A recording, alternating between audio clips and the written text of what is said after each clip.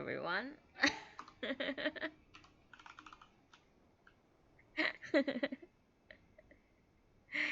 Good morning.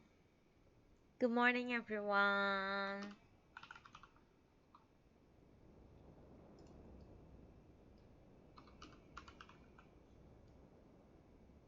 Good morning. It is my pleasure this very um, morning, this very mundane Monday morning to give you a reading of some sort. I hope that you like my new little avatar. That's just me being comfortable. Literally, my hair looks like this in real life right now as well. So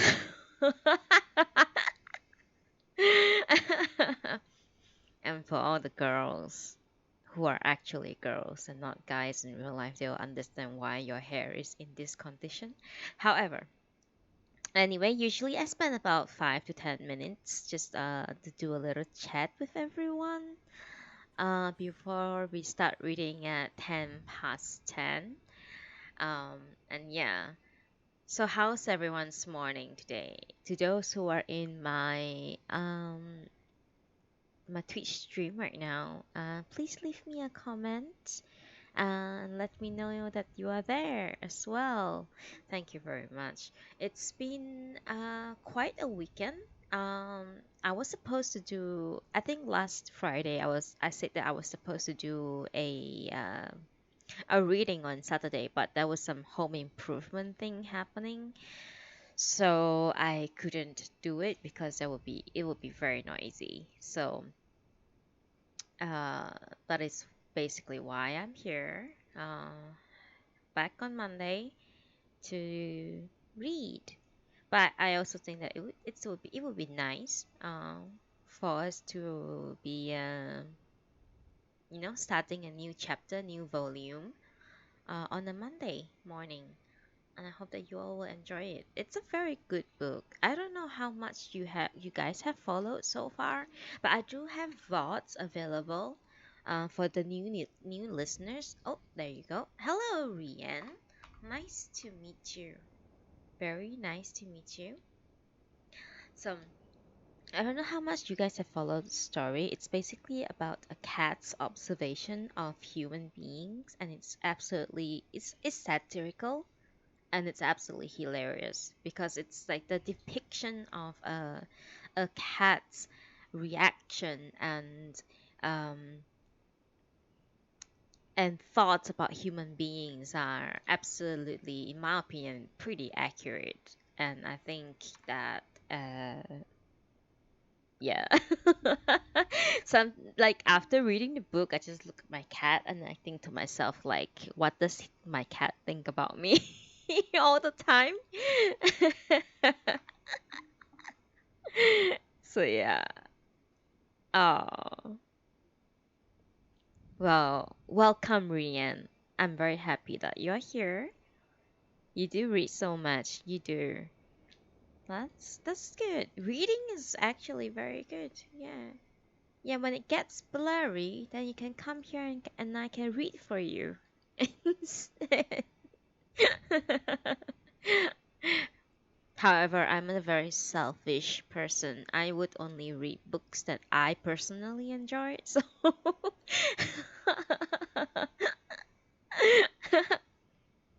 yeah. So, how's everyone's morning today? You guys are up very early. It's very surprising to see so many, like, not so many, but to see people like just hanging out early in the morning like this, you know? I think perhaps today we can start a little bit early. Um, but yes, thank you, Rian. Thank you, Wine. Thank you, Exia. And thank you, Chrisians, for being my first listeners of this morning. Oh my god, you're awake since 6? Yeah, usually I do, but I just stay in bed for like 4 hours after that. Yeah. Esther Blackwin is here. Let's see how it goes. Okay, well, let's welcome Esther, and then we can probably start after that. Welcome to whoever in my stream right now. Thank you so much for being here with me. Hello, Esther. Nice to meet you. Nice to meet you. Nice to meet you. I hope that you will enjoy the reading today. Um, it's definitely something that's a bit different from other event content or streaming content. I don't know. Are there a lot of like reading content in Twitch? I'm not sure, but yeah, I'm definitely sure that there isn't a lot of like reading content in game. So I'm very happy to provide that service, basically. Because I like reading. I like talking to people. I like reading, and I hope you guys will really enjoy it. Okay, so just a quick note to those who are here for the first time. I stream Noodibles, which is a play on word on Audible, on every alternate days except for Friday and Saturday. So I do it on every Monday, Wednesday, Friday, and Saturday, unless I couldn't make it myself. So for those who are new to the concept, what I do is that I will be reading here in game, but you can't hear me, so you'll have to tune into my Twitch channel to hear the book basically. So yeah, Savory. Oh, is Savory your friend, Wine? Thank you so much for asking your friends to come here. I really appreciate everyone's attendance uh, in game and also in my Twitch channel. Yes. So if you want to know more about my schedule, you can always give me a quick follow on my channel as well as my Twitter account. Oh, Endo is here. Hello, Endo. Oh my god. Super nice. Oh my god, all the familiar faces and all that. Oh, thank you so much. Savory. Nice to meet you, Savory. I know why asked you to come here, and I really appreciate. And Endo, you're back to being a bunny boy, which is I'm very glad of because I'm not ex. Never mind, I keep the opinion to myself. But yes, um, thank you very much for everyone to be here. We are almost close to 10 past 10 and we should be starting soon. So get comfortable. Get your cup of coffee, get your jar of tea, get a nice seat, and we will be starting uh, chapter. No, sorry. Okay, we will be. Sorry, I get nervous when there are too many people. Get used to this. Um, we are reading I Am a Cat by Natsume Sōseki,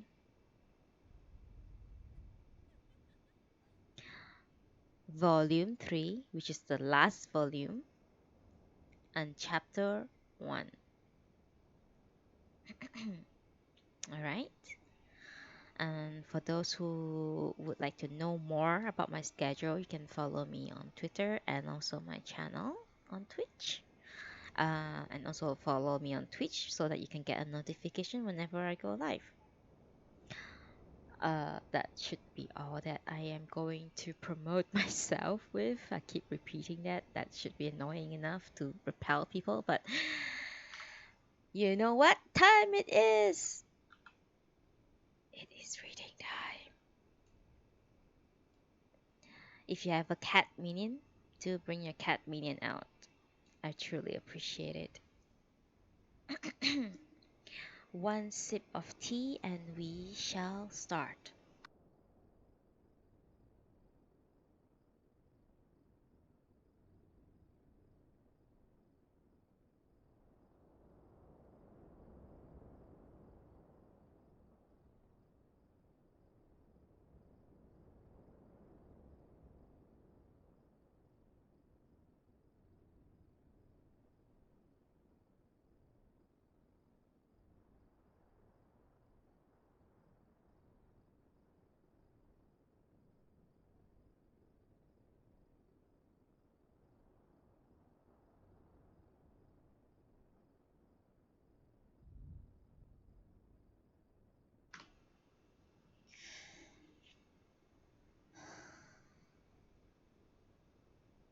Chapter 1, Volume 3 of I Am a Cat by Natsume Sōseki. When I was describing my fence charting exercises, I must have mentioned that bamboo fence which encloses my master's garden. Beyond that fence to the south of us there is another dwelling, but it would be an error to assume that our neighbors are just anybody. Admittedly, it is a low and low it is a low rent area, but Mr. Sneeze is a person of some standing, and certainly not the sort of man to establish chatty relationships across the backyard fence with any Tom, Dick, or Harry. On the other side of our particular fence there is an open space about 30 feet deep at the far end, in which stands a dark green row of 5 or 6 heavily foliaged cypresses. If one looks at this scene from our veranda, the impression it creates is of a deep and thickly wooded forest, and one feels that here is a lonely house in a glade where some learned sage, indifferent to fame or wealth, leads out his solitary life with only a nameless cat for his companion. However, the cypresses do not in fact grow quite as thickly as I would like to make out, for through their greenery one can, with hurtful clarity, descry the indistinguished roof of a cheap boarding house, of which the only redeeming feature is its astounding name, Crane Flock Manor. You will appreciate that it consequently takes a real effort of the imagination to fit my master, as I have hitherto described him, into such a highfalutin background. Yet, if that crumbly boarding house can bear such grand a name, then surely my master's home deserves at least to be known as the Cave of the Sleeping Dragon. Since there's no tax on house names, one might as well select a name that sounds impressive. Anyway, this open space to the south of us, of a north-south depth of some 30 feet, extends on an east-west axis for about 60 feet along our bamboo fence, and then turns at a right angle northward to run along the eastern side of the cave of the sleeping dragon. Now, it is in this northern area that troubles has arisen. One might dare boast that this open space, stretching as it does around 2 whole sides of our dwelling, is big enough to please anyone, but in point of fact not only the master of the house, but even I, the dragon's resident sacred cat, are often at our wits' end to know what to do with so much emptiness.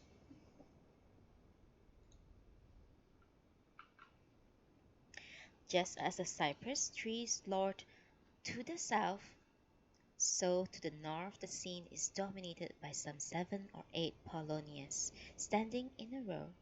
Since those trees have each now grown to be good 12 inches around, one could make a pretty packet by selling their highly fancied wood to the first clockmaker whom one cared to call in. Unfortunately, even if my unworldly dragon could rise to such an idea, being no more than a tenant of his cavern, he couldn't put it into practice. My heart bleeds for my half-wit master, especially so when I recall that only the other day some lowly drudge of a porter at his school came around and calmly cut a large branch from one tree. On his next visit he was sporting an exceedingly fancy pair of Polonia wood clocks, and was boasting to everyone within earshot that his clocks were made from the branch he had stolen. Such cunning villains flourish. But for me and the rest of my master's household, though those valuable polonias are within our daily grasp, they profit us nothing. There's an old adage that to hold a gem invites misfortune, which is generally interpreted to mean that it is an opportunity which creates a thief. But in our sad case, the plain fact is that growing polonius earns no money. They are as pointlessly valuable as gold left in the ground, but the numbskull in this in this matter is neither myself nor my master. It is the landlord Dembe, a man so dense, so deaf, that even his trees are positively shouting for a clock maker, begging aloud to be cut, but he takes not the slightest notice, just comes and collects his rent. However, since I bear no grudge against our landlord, I'll say no more about his crazy conduct and revert to my main theme, that is to say, to the odd series of events whereby that open space came to the cause of so much strife and tribulation. But if I tell you that inwardness of it all, you mustn't ever let on to my master. These words of mine, remember, are between you and me and the gatepost. The immediately obvious snag about that open space is that it is indeed entirely open and enclosed, no kind of fence around it. It is a breezy, easy, go as you pleasy sort of right of way. It is, in short, a good, honest, open space. I must, however, confess that my use of present tense is misleading, for more precisely I should have said that it was a good, honest open space. As always, one cannot understand the present situation without tracing its development back to causes rooted in the ancient past, since even doctors cannot prescribe cure unless they have diagnosed the cause of the disorder. I will take my time, and beginning my story from its true beginning, go back to those days when my master first moved into his present home.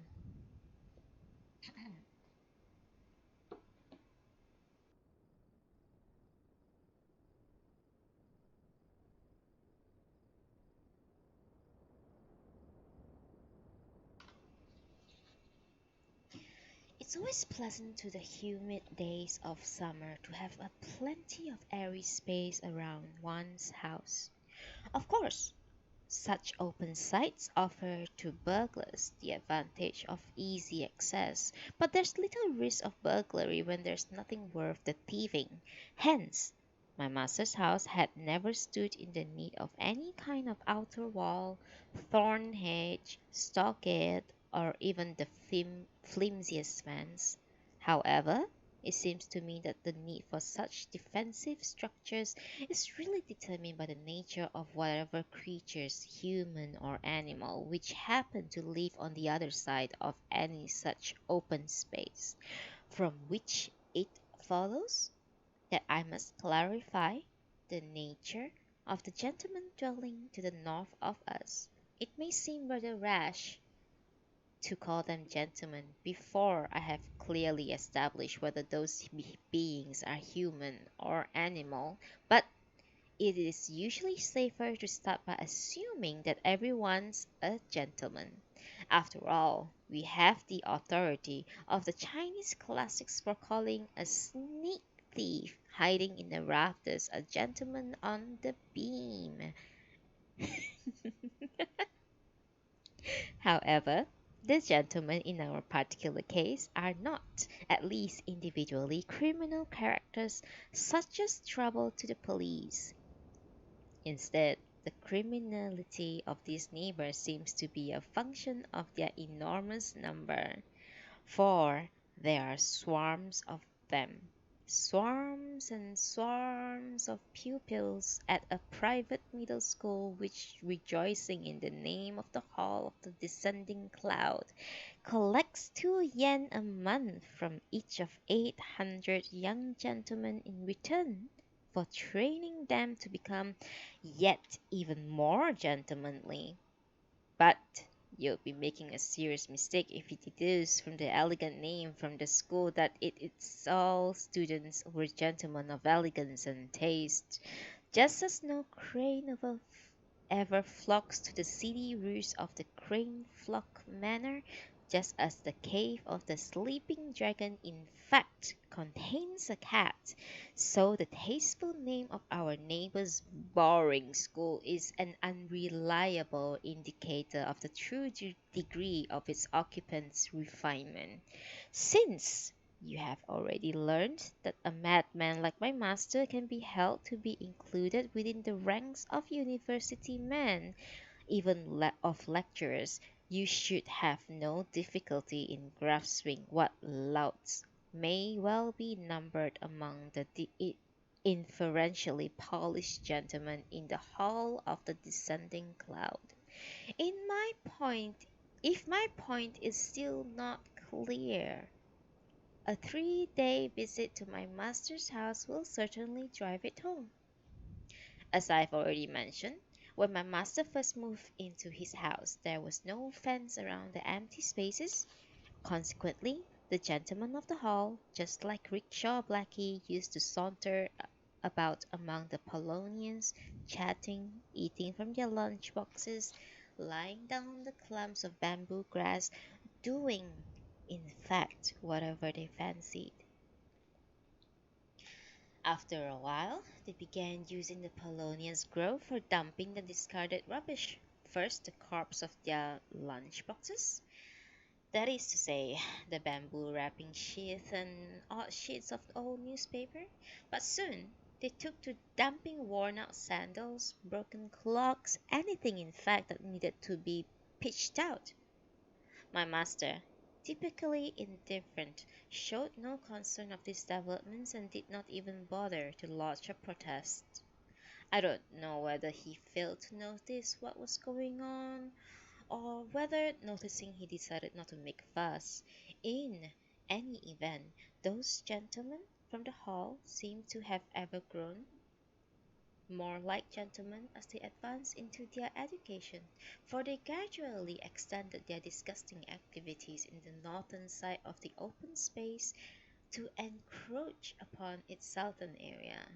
If you object that a word like encroach should not be used in reference to gentlemen, I am willing to abandon it. However, there is in truth no other word to describe the process whereby these gentlemen, like so many desert nomads, process whereby, sorry, like many desert nomads, emerge from their Polonian ways to advance upon the cypresses.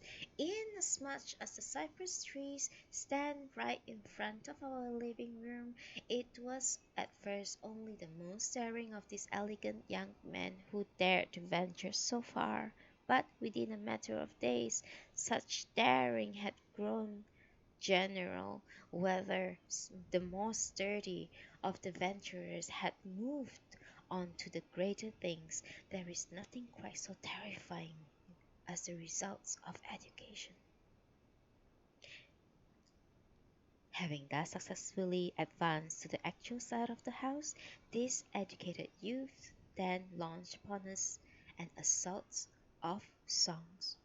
I have forgotten the name of their song, but it was certainly not a classical composition, being distinctively lively in the catchy style of some certain popular deities. My master was not the only person who was surprised, for I, too, was so impressed by the range of talents displayed by these young gentlemen that I found myself listening to their singing in spite of myself. However, as my readers may already know, it is perfectly possible that to be both impressed and seriously disturbed by the same occurrences. Indeed, Upon reflection, it strikes me as regrettable that, as in the present case, the two reactions should so often be simultaneously evoked.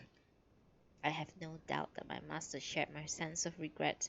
Nevertheless, he had no real choice but on two or three occasions to come rushing out of his study and drive them off his property with such stern rebukes, such as, "This is not the place for you, and I'll be obliged if you would go." One moment, please. I gotta move around. Of course, since the offenders are educated gentlemen, they show no disposition to meekly obey my master's exhortations. No sooner have they been turned out, but back again they come. And once they are back, they start again on their less than seemingly singing, interspersed with loud voice chat and banter. What's more, and of course, because they are gentlemen, their language differs from that in common use. They use such words as use and donor. Such words, I understand, were until Restoration part of the professional vocabulary of footmen, palanquin carriers, and bath-house attendants. However, in the present century they have become the only style of language deserving study by an educated gentleman. I have heard it said that in a similar social climb can be observed in the matter of taking physical exercise for physical jerks, once generally scorned as an activity proper only to the lower classes, are now most warmly smiled upon at the highest level of society. However, on the occasion when one of my master's frantic sallies from his study actually resulted in the capture of a student skilled in this new language of the gentry, the prisoner, no doubt, frightened into forgetting the subtleties of modern educated speech, offered an explanation for his intrusion in such extremely vulgar terms as, "Please accept my most sincere apologies, but I had, sir, the mistaken impression that this area was the school botanical garden."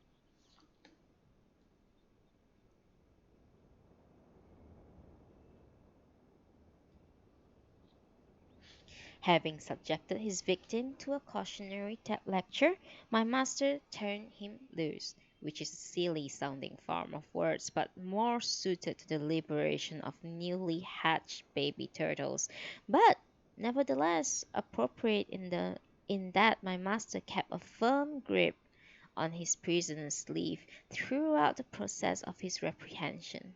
Naturally enough, my master confidently expected that the force of his winged words would be sufficient to halt the nomadic inroads, but, as has been well known since the earliest day of recorded Chinese history, there is a vast difference between expectation and reality. In any event, my master's expectations were quickly proved and misplaced.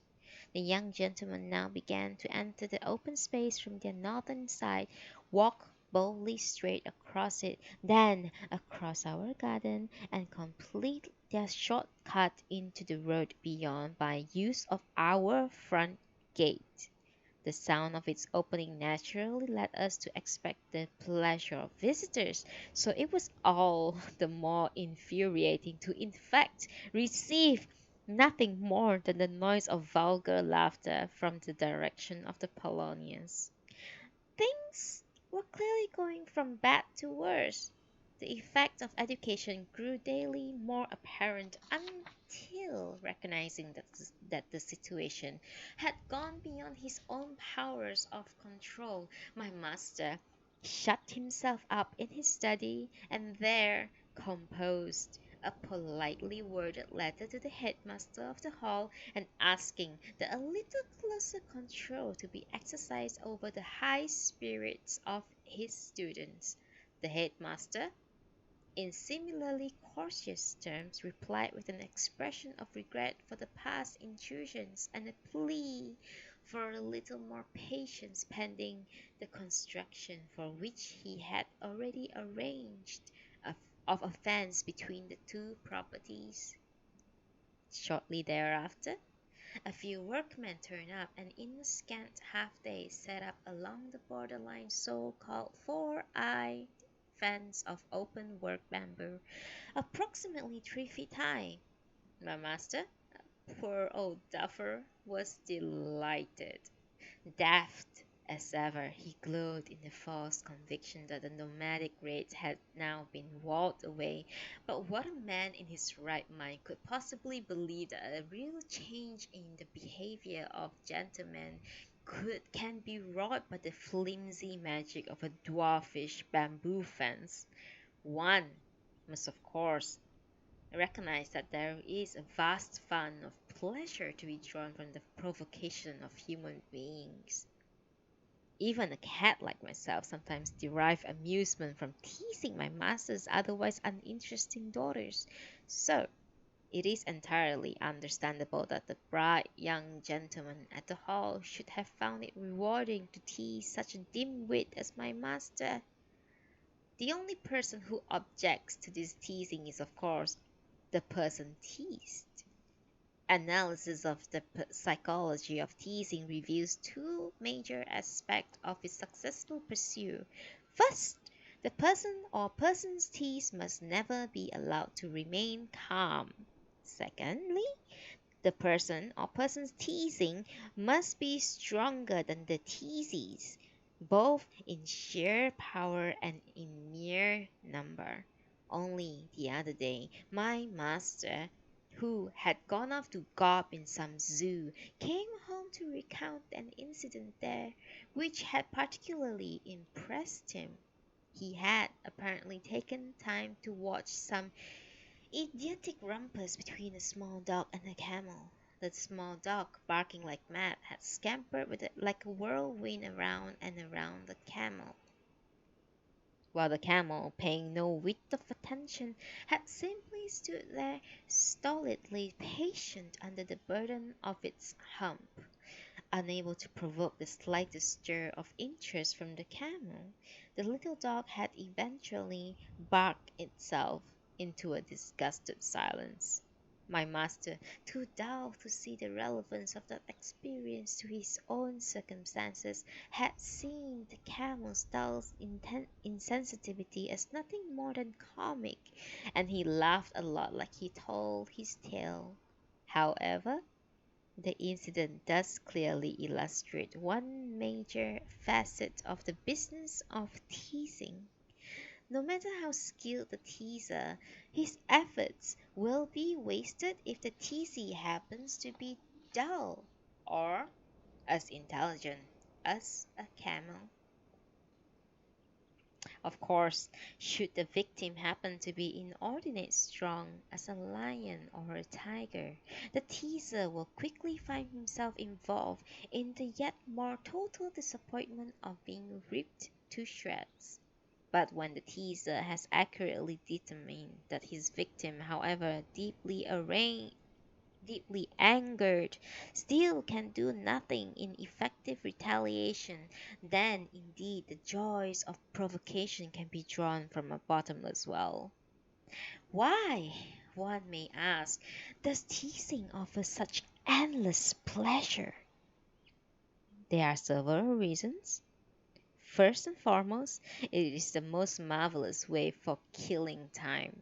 Better for the bored than counting one's whiskers.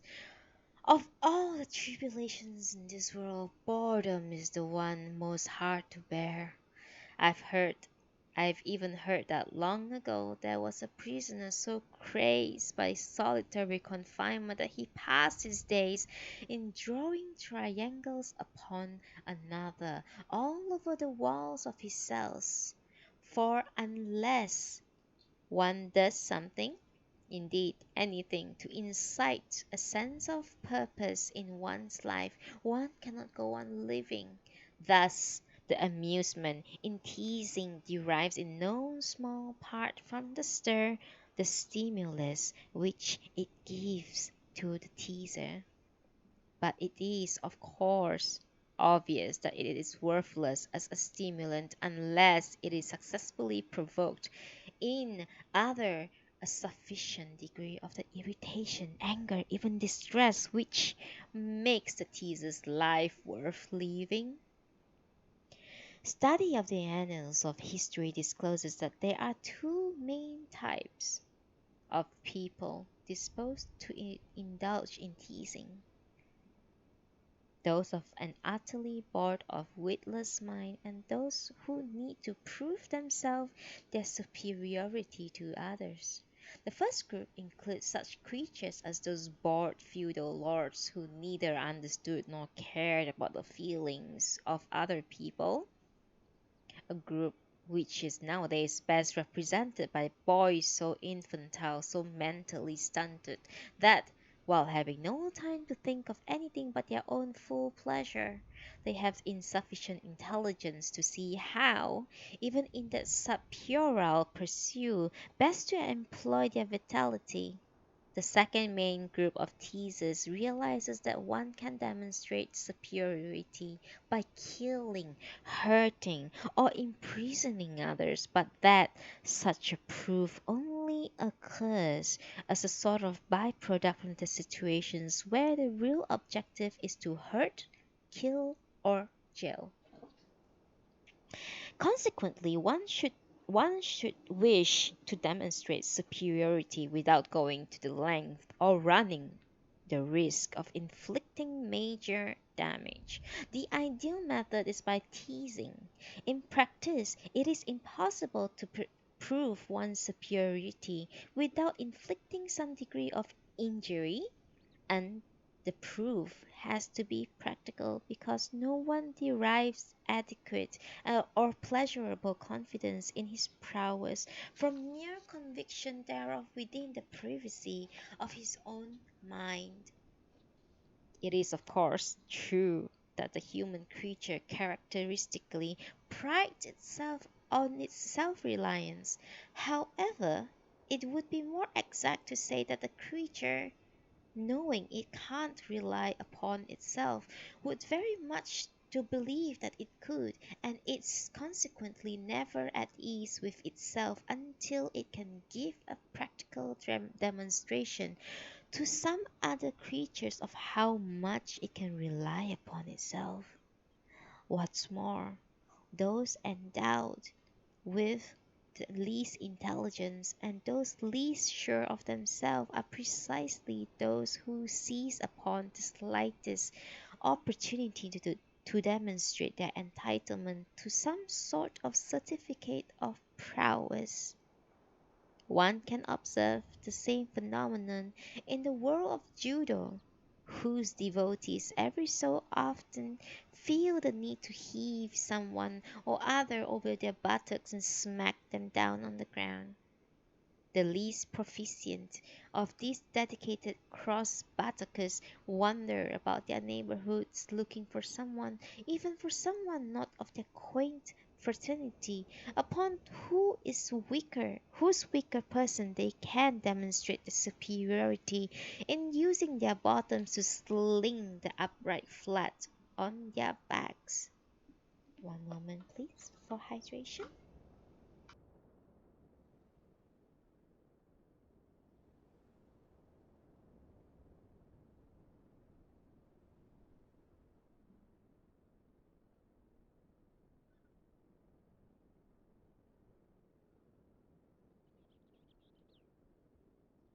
Ah, it's Ariana. I knew that looks you look very familiar. Thank you so much for attending again. Thank you. Esther, Creations, and there. Thank you so much for attending once again. Thank you. I really appreciate it.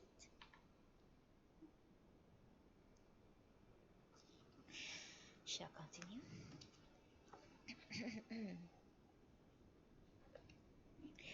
There are many other considerations which make teasing a popular and admirable activity, but since it would take a long time to set them all down here, I will say no more upon the topic. However, anyone interested in deepening his understanding of this fascinating subject is always welcome to call upon me, bearing a proper fee in dried bonitos for further instructions.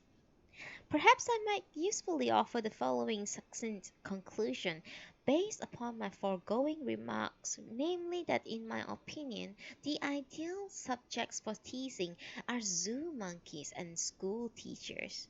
It would be disrespectful to compare a school teacher with a monkey in the Asakusa Zoo. Disrespectful, that is, not to the monkey, but to the teachers. But truth will always come out, and no one can deny how close the resemblance is. As you know, the Asakusa monkeys are restricted by link chain leashes so that though they may snarl or screech to their heart's content, they cannot scratch a soul. Now, though teachers are not actually kept on chains, they are very effectively shackled by their salaries. They can be teased in perfect safety. They won't resign or use their teeth on their pupils. Had they sufficient spunk to resign, they would not originally have allowed themselves to sink into the slavery of teaching. My master is a teacher. Though he does not teach at the hall, still he is a teacher, and just the man for the job. Inoffensive, salary shackled, a man designed by nature for schoolboys to torment in total safety. The pupils at the hall are gentlemanly youths who not only consider it proper to practice teasing as a part of their rite of passage into the superiority of manhood, but who also believe that they are by right entitled to be tormentors as due fruit by their education. Moreover, a sizable proportion of these lively lads would not know how to occupy their limbs and brains through the long 10 minutes of the morning break if a kindly nature failed to provide them with a target for persecution. In such circumstances, it is inevitable that my wretched master should be teased, as it is the yobos of the hall should do the teasing. Given the inevitability, it seems to me quite ludicrous, a new high point in his long ascent to the thin-aired peaks of pure fatuity, that my master should have allowed himself to be provoked into such pointless anger. Nonetheless, I shall now recount in detail how those pupils teased him and with what boorish folly he responded. I assume my readers need no description of a four-eye fence. I, for instance, can move back and forth through its lattices with such complete freedom that it might as well not be there. However, the headmaster of the hall did not have cats in mind when he arranged for the fence to be erected. His only concern was to provide the fence through which the young gentlemen of his school could not pass. I must confess that freely as the winds may move between the bamboo laths, I see no way in which a man or a boy could do the same. Even for such an accomplished contortionist such as Chang Shi-zhen, a Chinese magician who flourished in the day of Qing, it would be hard to weasel a way through a wall of apertures, each no more than a tight 4 inches square. Being thus impenetrable by human beings, it is understandable that the fence, when first erected, left my master happy with the thought that he was safe at last. However, there's a hole in the logic of my master's thinking, a hole far bigger than the squares in the four-eye fence. Indeed, the hole so vast that it could easily let through even the monster fish which in the Chinese legend once swallowed a whole ship.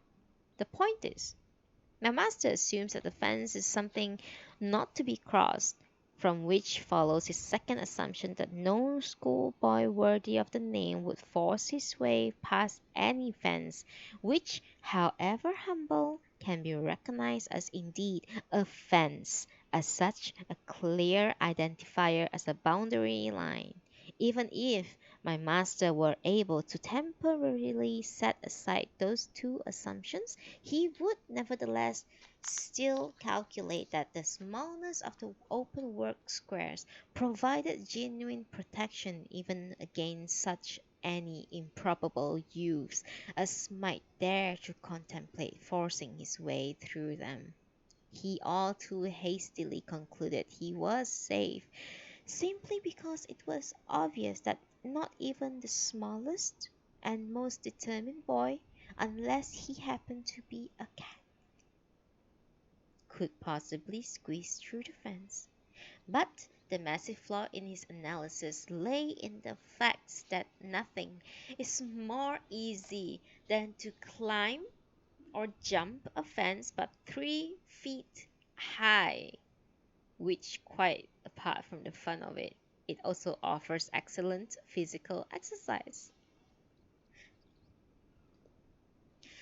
From the day following the erection of the fence, the young gentlemen from the hall began jumping into the northern portion of the open space with the same regularity as they had previously just walked across, but they no longer advanced to their earlier forward position right in front of our living room because if they were now chased, it will take them a little longer to reach the safety of school land by reason of the new need to get back over the four-eye fence. So they loaf about in the middle distance where they run no risk whatever of being caught. From his detached room on the east side of our house, my master cannot see what the boys are doing. For that purpose, one must either go out to the garden gate and there look at the right angle into the open space, or else one must go inside the lavatory and peer out through its little window. From that latter position my master can clearly see what is going on, but however many intruders upon his property, nothing can be done to catch them. All he can do is to shout unheeded scoldings through the window grill. If he tries a sally through the garden gate into enemy-occupied territory, the sound of his approaching footsteps gives them ample time to scoot away, nimbly clear the fence, and continue their hooting from the safety of the school land. My master's tactic of creep and rush are much like those adopted by sea poachers trying to surprise seals as they bask in the sun. Naturally, my master cannot spend his whole life either peering from the loo or dashing out through the garden gate in response to every stimulus sound from the open space. He would have to give up teaching and concentrate on full-time self-employment as a yobo hunter. The weakness of his position is that from his study he can hear but not see his enemies, while from the lavatory he has them in plain view but can do nothing more effective than yell his silly head off. His enemies, full aware of his dilemmas, have shaped their strategy to exploit his difficulties. When the young gentlemen are sure that my master is in his study, they set up a racket of talk so deliberately loud that my master cannot avoid hearing the cracks they make about him. To salt his mortification, they vary the volume of their comments so that they can never be certain whether their babble originates from his or their side of the four-eye fence. When my master makes one of his forays, they either scuttle off, or, if they happen already to be in their own territory, they stare at him with insolent indifference. When my master is lurking in his lavatory, I regret, indeed I would normally disparage, this constant use of that somewhat indelicate word, but in battle reports, one is duty bound to be topographically accurate. His tormentors loaf about under the Polonians and take pains to draw his attention to their unwelcome presence. Then, as soon as he starts raving at them through the window grill, they, cool as little cucumbers, let the roar of his abuse flow over their heads to disturb the whole neighborhood with his ugly echoes, while utterly unconcerned they drift away into the home ground of their hall. These tactics are reducing my master to gibbering idiot. Sometimes, sure that the little louts are on his property, he dashes out with his walking stick at the ready, only to find the open space deserted. At other times, confident of their absence, he nevertheless takes a quick peep from his lavatory window, and there they are, a loathly gaggle of them loitering on his land. So he nips around to his garden gate and he squinnies from the John. He squinnies from the John and he nips around to his garden gate over and over and over again. If you find my account repetitive, the simple reason is that I am committed to recounting endless repetition of the same inane and equally pointless alternative behaviors. My master, worn to a frazzle, is clearly approaching to the point of nervous breakdown. He has become so frenziedly obsessed with his problem that one hardly knows whether he is still a professional teacher or now regards this crazy oscillation between Pip and Sally as his sole true calling. And then, as the tides of his frenzy rose even closer to the heat neap of madness, the following incident occurred. Some kind of incident almost always does occur when frenzy, brainstorm, wrong way upness, a rush of blood to the head, call condition, what you will, impairs the human power to reason clearly. All the authorities, Galen, Paracelsus, Paracelsus, even such ancient quacks like Pienchue, are at one of these prognoses. There thus, of course, remains some scope for debate as to where the inverse uprush actually starts and as to what it is that rushes. The long outmoded lore of European medicine, men held there are four different liquids or humors washing around in the body. The first such liquid was that of choler, which, when it rose inversely, produced fury. The second liquid, that is dullness, if inversely risen, brought lethargy. The third, the fluid of the melancholy, produced, as one might have expected, melancholia, while the fourth, blood, was responsible for activity of arms and legs. To progress the civilization appears, for no discernible reason, to have drained away the fluids of choler, dullness, and melancholia, so that, I understand it, nothing now remains to circulate in our bodies but residual blood. Consequently, if any inverse rising does indeed take place, it must be wrong way upness of the blood. There is, of course, a limit to the amount of blood containable in the human body, and the precise volume slightly as between individual specimens, but on average, every human being contains some 9.9 liters of that stuff. Now, when the literature rises inversely, the head, beyond which it cannot rise, becomes heated and inordinately active, whilst the rest of the body, drained of blood, numbs with cold. One may reasonably compare this process to the happenings of September 1905, when the populace of Tokyo, dissatisfied with the terms of Treaty of Portsmouth, took burning police boxes. On the occasion of the police conglomerated at the headquarters, leaving no single officer out on the streets or even to defend their various police boxes, that rushed to headquarters could well medically be diagnosed as a rush of blood to the head, and in both cases the proper cure is to re-establish the normal balanced distribution of blood, or of bloody corpse, throughout the body, or body politics. To achieve that balance of blood, inversely risen must be drawn back down from the head, and there are various treatments available.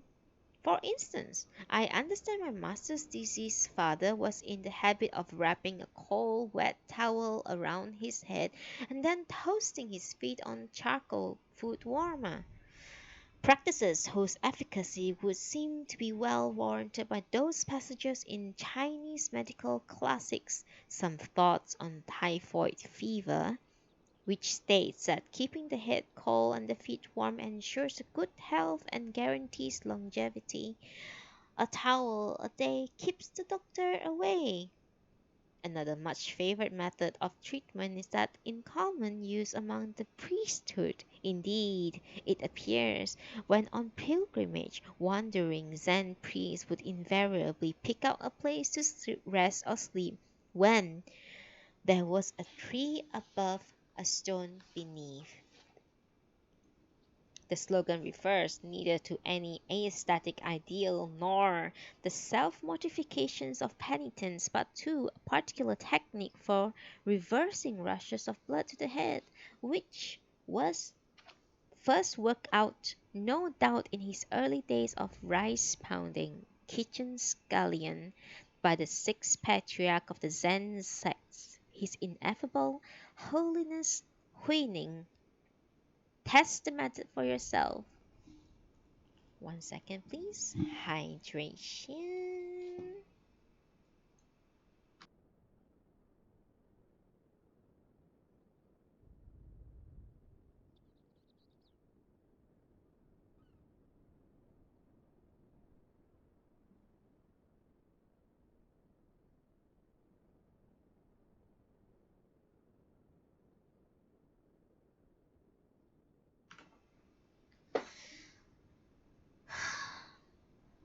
Sit on a stone.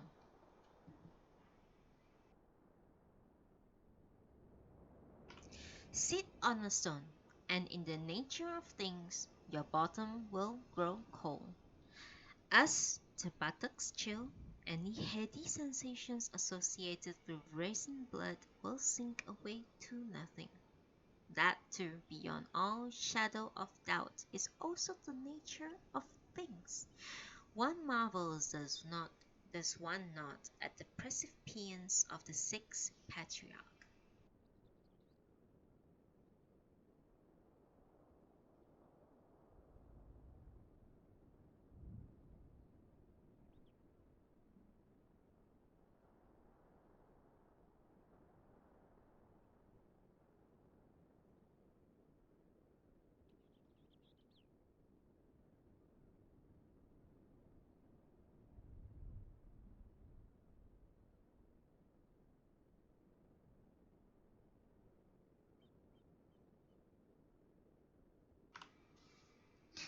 Thus, while a number of methods have been devised for cooling down rushes of blood to the head, I regret to report that, at the present time, no satisfactory way to incite them has yet been invented. It is, perhaps, natural that people should generally assume that there is nothing to be gained from rushes of blood to the head, but There is at least one context where any such sweeping judgment is likely to prove unduly hasty. Indeed, many of those engaged in the activity I have in mind would swear blind that without such rushes they could not even begin to pursue their profession. I'm speaking of poets. Just as coal is indispensable to a steamship, so too poets are of blood to the head. Bereft of that energy source for so little as one day poets would debate into mediocrities capable of nothing but eating and drinking in a lifelong haze of idleness. In sober truth, a rush of blood to the head is simply an attack of lunacy. But since no professional would care to admit that he cannot pursue his profession except when in a state of mental derangement, poets, even amongst themselves, do not call their madness madness. By an arrangement privately arrived at, a sort of literary conspiracy, they all seek to dazzle the foolish public by describing their derangement as inspiration. The fact remains that we are speaking of madness. Nevertheless, poets do have Plato on their side, for he called their ailment a sacred madness, a divine afflatus. Even so, no matter what degree of divinity may really be involved, people would refuse to regard poetry with any measure of respect if it were openly identified with lunacy, and I, therefore, conclude that poets are wise to cling to their inspiration because true, though inspiration sounds to me like the name of some invented patent medicine, it remains all impressive word, one behind which the pottiness of poets can most splendidly be sheltered.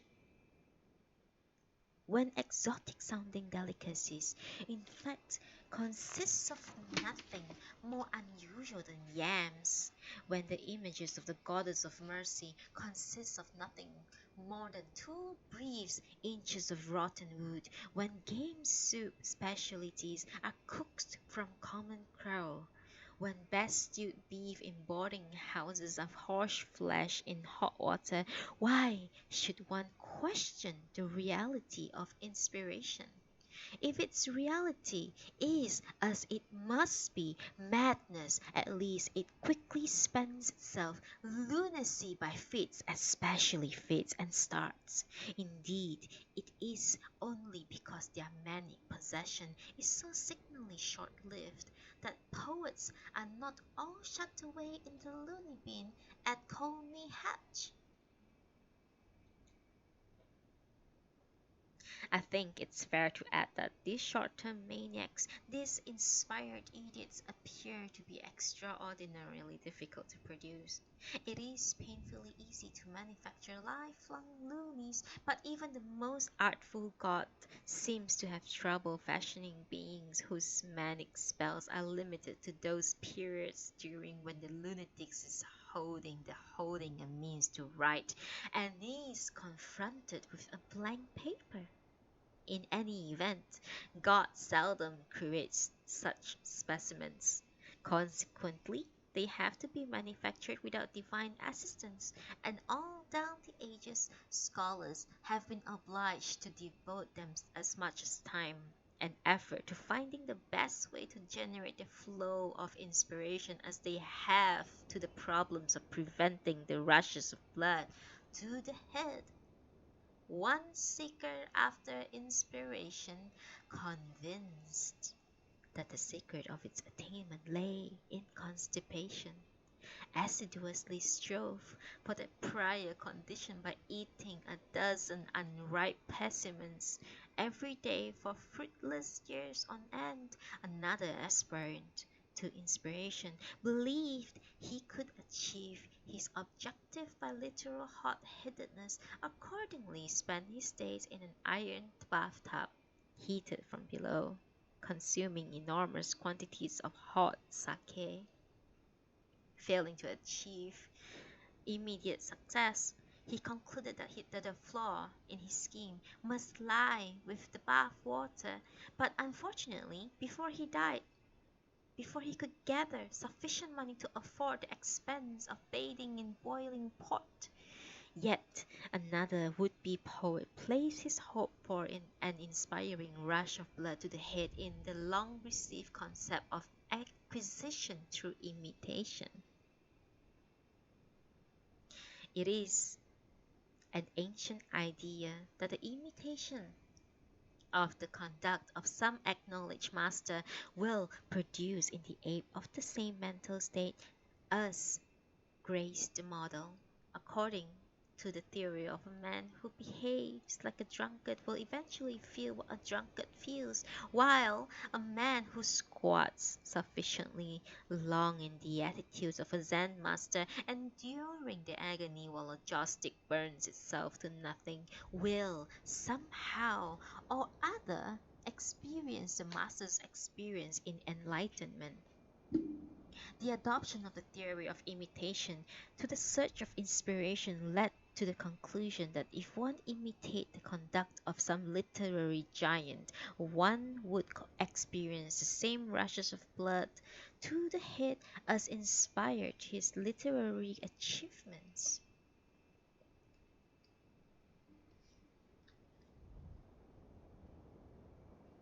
One quick pause. Hello, addicted to wine. Oh yeah.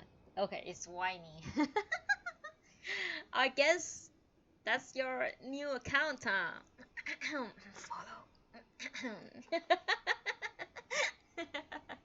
Oh, I see Bit coming in. Hello, Bit. Good morning, Bit. Good morning, Coco. Good morning to Tasty. Good morning to everyone. Follow.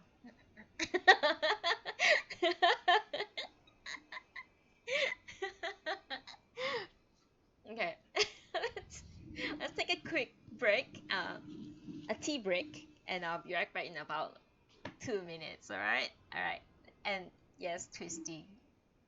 Um, apparently this glam is really good. I'm gonna be right back. Okay.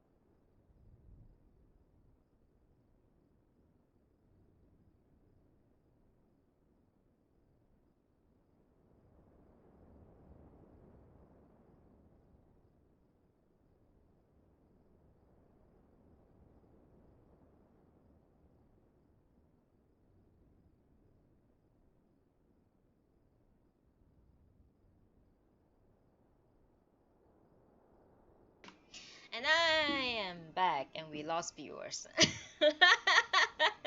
Well, what happens? It's okay. I have all of you here, and that's all that matters.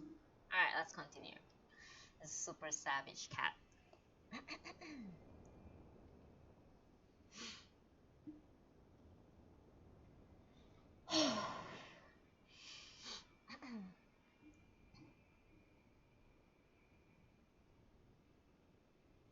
Where did I stop?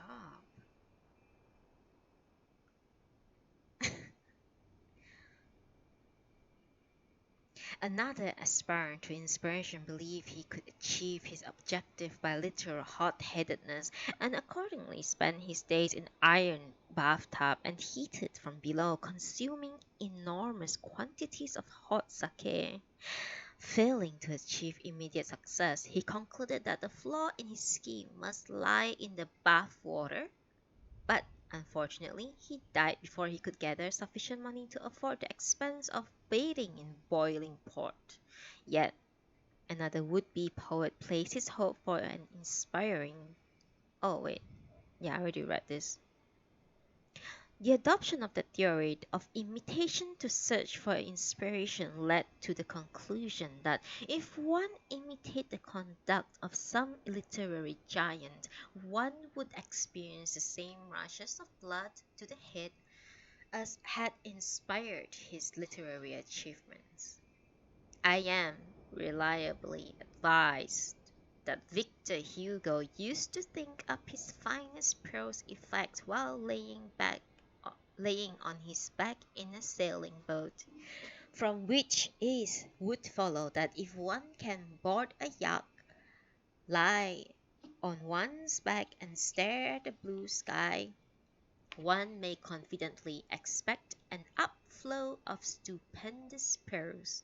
Since Robert Louis Stevenson is said to have written his novels while lying flat on his belly, it should be possible by worming around on the floor to have one's brush construct whole archipelages of treasured islands. You can deduce, even from the modest number of examples which I've cited, that many persons have devised methods for generating inspiration, but none has so far proved successful. Thank you for the follow. Why?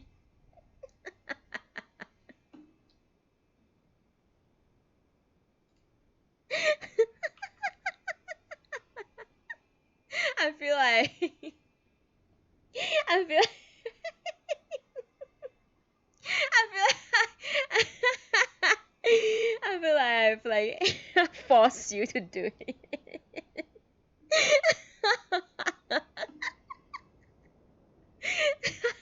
But yes, thank you for the follow. Thank you so much for your follow. And to those who are in my live stream right now, if this is the first time you are here, we are reading a book called, I mean, it's in the title, I Am a Cat by Natsume Sōseki. We are on page 279 right now. We have gone really far, and I hope you will stay with me until the end of the novel. And we're gonna start a new novel soon.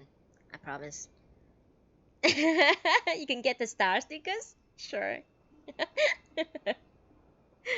Alright, let's go. No more interruptions. My manager will get angry at me if there's too many interruptions.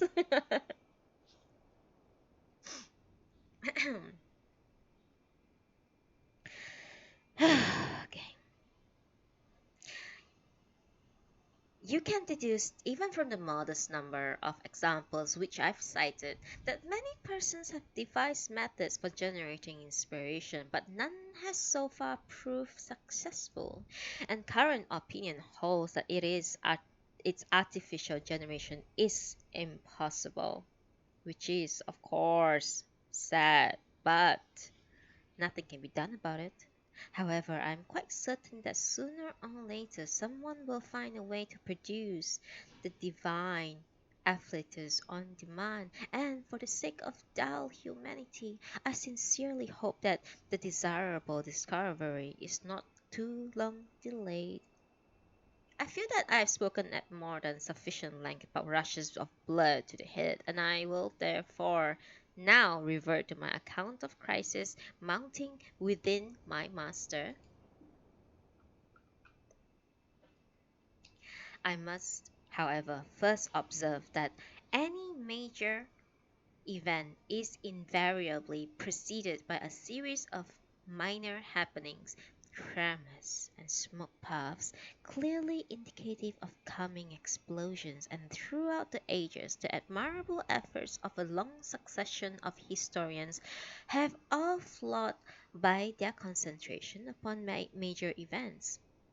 to the near total disregard of the minor forewarnings in any developing situations. Thus, in my master's case, the vehemence of the rush of blood to his head increased with every minor brush of his tormentors, and that steady rise in pressure made the eventual eruptions entirely predictable. If I am to properly convey the real extent of my wretched master's sufferings, if I am to avoid the possibility that my readers should look down upon his rushes of blood to the head as a trifling bubbles popping up in his veins, if the world at large is not to sneer at his conduct as an exaggerated reaction to petty pin-pricks, surely I must not scant on the ordered details of development of his frenzy. Indeed, when one considers what agony is involved in the generations of the most modern inspiration, it would be a discouragement to many a budding talent if any manifestation of wrong way upness should be disparaged. However, I must confess that the chain of incidents, minor or major, which I am about to relate, reflects no honor upon Mr. Sneeze. Nonetheless, though the incidents themselves, by and large, disgraceful, I must make it clear that the frenzy is no whit less genuine, less pure than the flow of inspiration in the very greatest of the madmen of the arts. Since my own old master has nothing else remarkable about him, were I not to laud his frenzy, I, his life recorder, would have nothing much to record. Our enemies, who swarm all over the hall of descending cloud, have recently invented a new sort of dum-dum bullet which they mercilessly fire into the northern part of the open space not only during their 10 minutes breaks between classes, but also after their school hours and this new dum-dum is apparently called a ball, and it is discharged at the fall by being struck with an object resembling a bloated pestle or rolling pin. However powerful as the weapon may be, its from the range from its point of discharge in the hall's playground to the study where my master is normally entrenched is too far from him to be in any personal danger. Our enemies are, of course, fully aware that the range problems and have accordingly developed a tactic which exploits the limitations of their weapons. I understand that the Japanese triumph at the Battle of the Port Arthur was due in no small part of the indirect gunfire of our navy.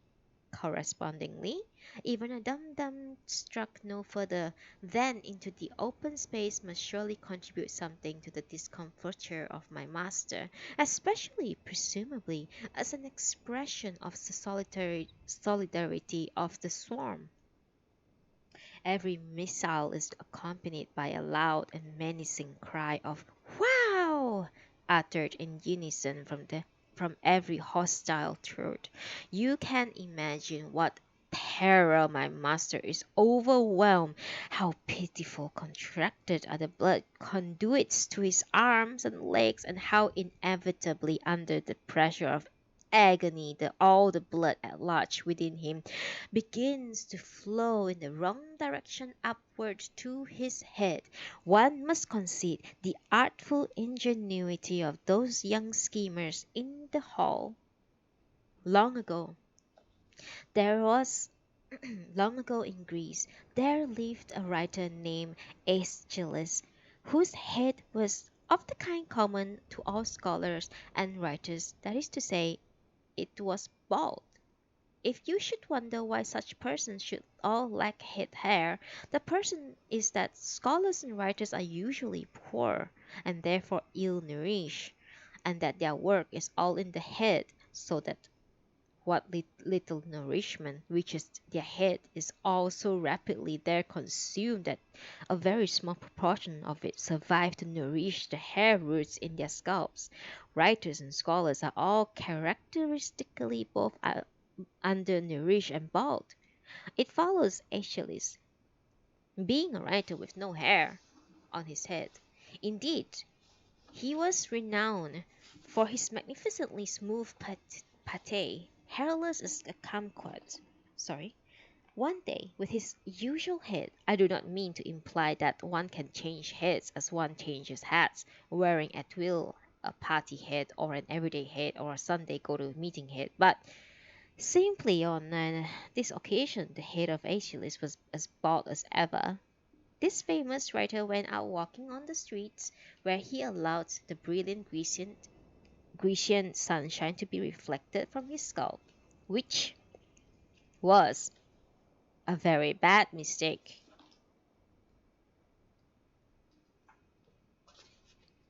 A very bad mistake.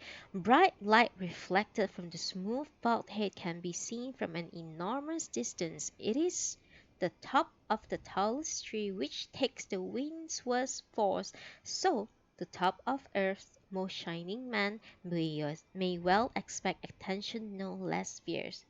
In any event, it then so happened that an eagle, with a captured tortoise clutched in its talons, came cruising through the skies above the scintillating Achilles.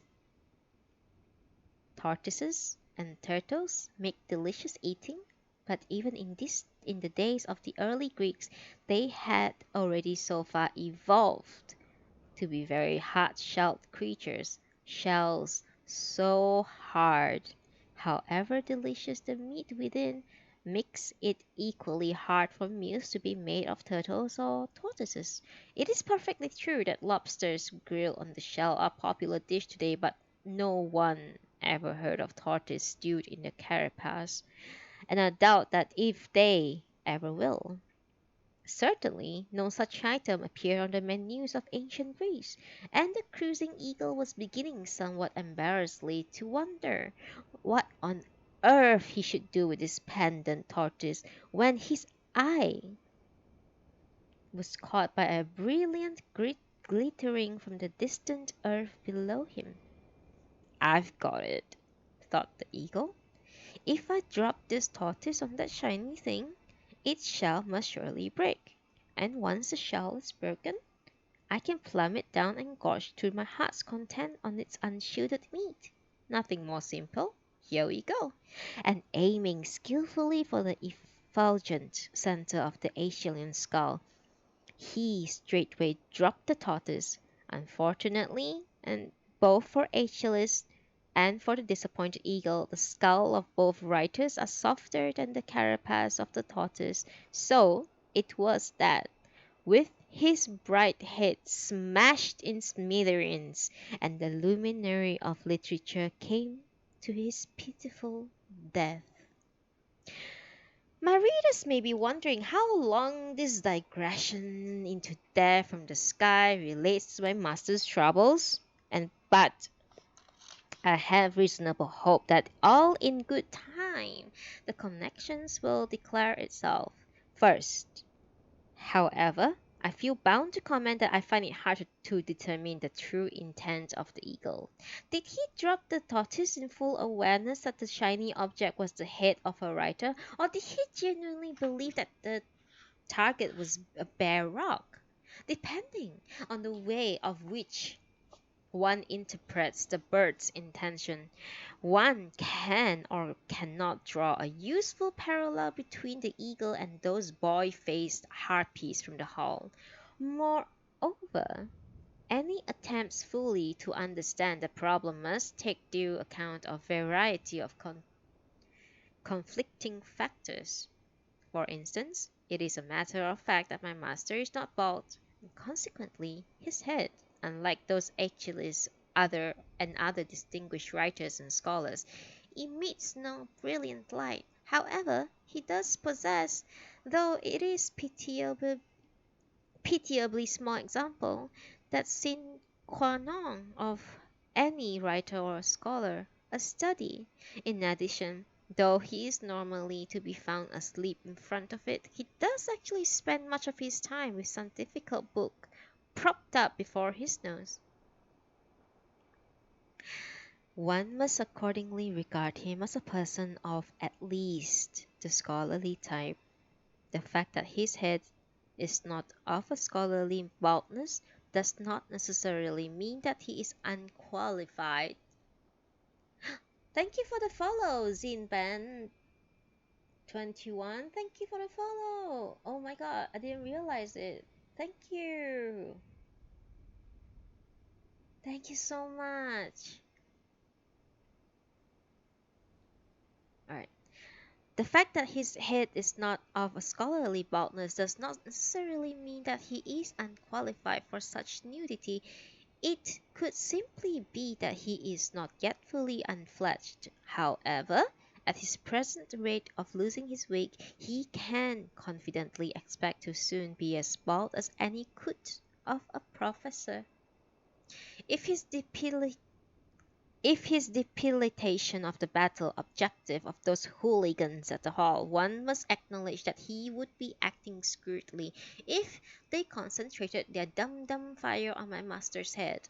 2 weeks of such bombardment would so terrify the man that his contracted veins would cease to nourish him properly, and his head would quickly come to resemble a kumquat, or a kettle, or a bright round copper pot. 2 further weeks of bombardment and the kumquat would be squashed, the kettle spring a leak, and the copper pot cracks open. Faced with such a battle plan, the only person who could fail to predict its inevitable success, the only fathead who would soldier on regardless, would be, of course, my madman of a master. There came an afternoon when, taking my usual snooze on the veranda, I dreamt I was a tiger. "Bring me," I growled at my master, "buckets brimming with chicken meat," which he, crawling towards me in pleasing tremble of terror, immediately supplied. Waverhouse then appeared, and I promptly snarled, "Get yourself down to the Wild Goose Restaurant, for I want, and you shall fetch, goose flesh of the best. Pickled turnips and rice crackers." Comes the expectable blather of Waverhouse's response. I have a savour strikingly similar to that of wild goose. Not deigning even to comment of his presumptuous prevarication, I simply open my cavern of a mouth and shake him silly with a single shattering roar. Waverhouse turns pale and placatingly continues, "The Wild Goose Restaurant on Yamashita Street has, I very much regret to report, just gone out of business. What other fare, your most honoured sir, would you allow me to procure for you? Shut, is it? Well, in that case, I'll let you off with beef. Don't just stand there. Be off to Westbrook's and hurry back with a pound of the finest roasting beef. Hurry!" I said, "or I'll gulp you where you stand." Waverhouse shoots out of the house at the double, the back of his gown tucked into his girdle to free his leg for a truly astonishing turn of speed. My enormous body sprawled at ease along the veranda. I am lying there waiting for the return of Waverhouse when all of a sudden a hideous shouting fills the house, and without so much a nibble of beef I was jerked awake from my flesh-delicious dream. For my master, who only for a moment back had been prostrating himself before me in a cringe of shuddering terror, came rocketing out of the lavatory, kicked me aside with a savage toe in the rib, and before I could recover from that shock, had slipped on his outdoor cloak, whizzed out through the garden gate, and was off at his ungainliest gallop towards the hall of the descending cloud. It is distinctly disconcerting to find oneself so quickly shrunken from a tiger to a cat, but I must confess I was somewhat tickled by this latest weird development. Indeed, the combination of the sight of my master's ferocious countenance with pain of his vicious kick soon wiped from my mind all memory of tiger time. My lightheartedness derives from the likelihood that if my master is at last really going into action, there will be some fun when the spark starts flying. So, disregarding my aching ribs, I limped along in his wake. As I came As I come to the backyard gate, I hear him barking, "Thieves!" Up ahead, just scrambling over the four-eye fence with his whole school cap still stuck on his head, there's a sturdy age about 18 or 19, an intruder, drops into safety and scamper off his space camp in the playground. I sigh that he got away, but my master, encouraged by the success of his shout of thief, shouts it again and thunders on in hot pursuit, which brings him to the fence. If he keeps on going, he too will trespass into thievery, and in this presence of transport of frenzy, it looks as though the passion of the chase and his own Dutch courage may actually carry him up and over the barricades. Certainly, he shows no sign of wavering as his spindly legs brings him to the point where the bamboo stakes stand planted on the border. One more climbing step and my normally craven master will have graduated into villainy.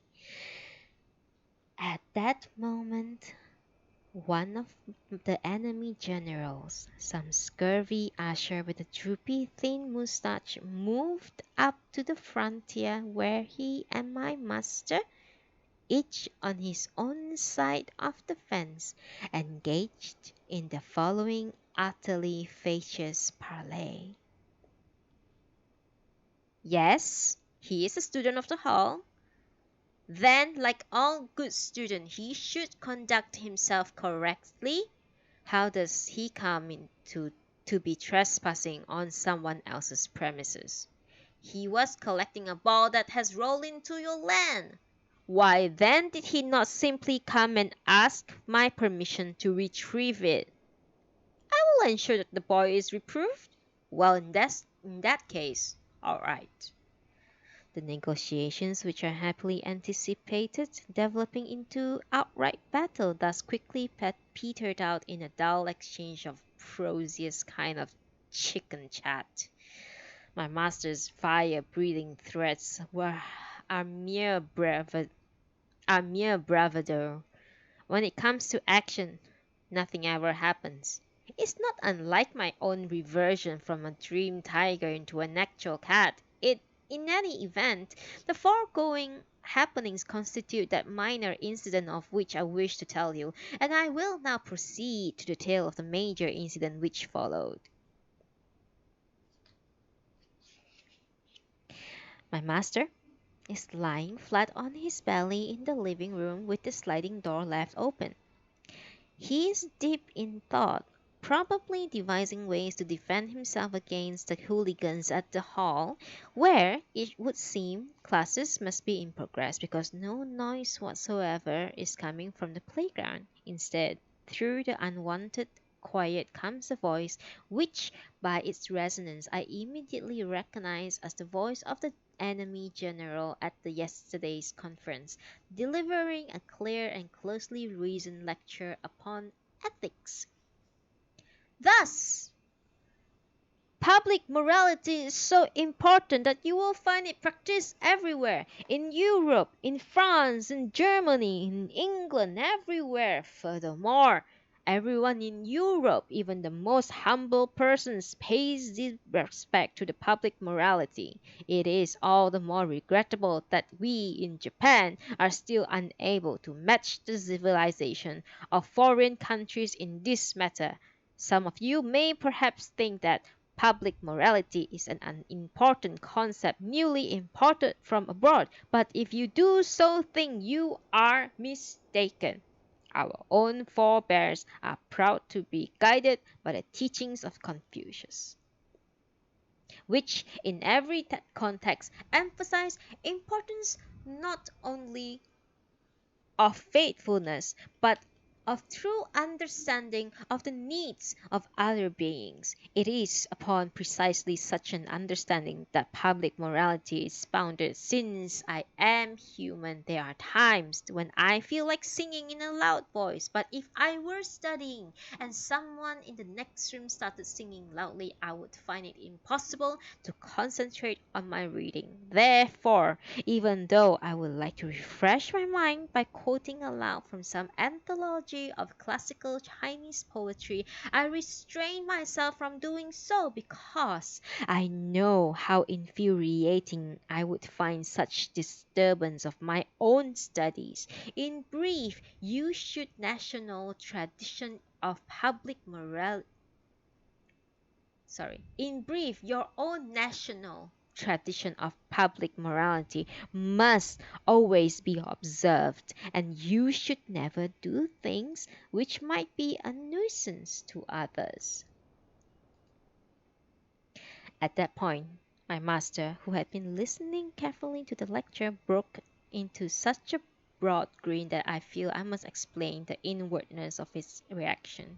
A cynical reader might well suspect some element of sarcasm in my master's grinning, but the reality is that his nature is too simple, even too sweet, to accommodate the sour subtleties of doubt. He simply does not have the brain power to be bad.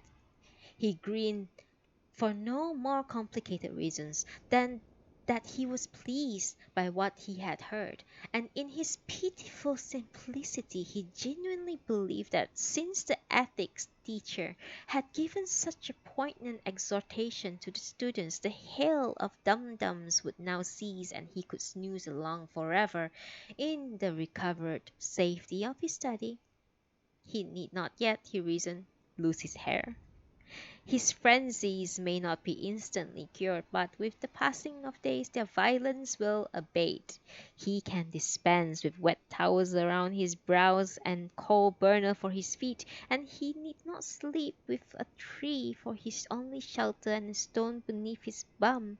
Cozy in such delusions. Of course, the fat head grinned. It is in the not unworthy nature of the man that my master should have taken that the lecture seriously. Indeed, though he lives in the 20th century, he still quite honestly believes that debts should be repaid. In due time the school's class hours must have ended, for the lecture on ethics came to sudden stop. I assume all the other classes finished at the same time, for quite suddenly, with hideous whoops and shouts, some 800 young gentlemen came tumbling out of the building, buzzing and whirring like a swarm of bees whose hives has been knocked over. He poured from the windows, doorways, and indeed from every least gap in the fabric of the school, and it was with that eruption that the major incident began.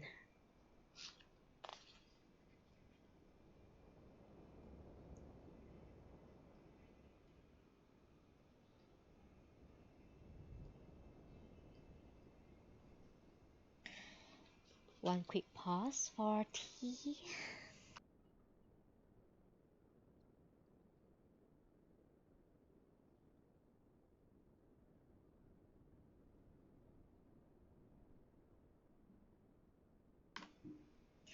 Oh, wine. Oh, wine, wine, wine. Unfortunately, I just read your comment about something by Murakami, please. Unfortunately, I hate Haruki Murakami. I find him extremely pretentious. I don't like his writing, so I will never read his books. I'm very sorry about that.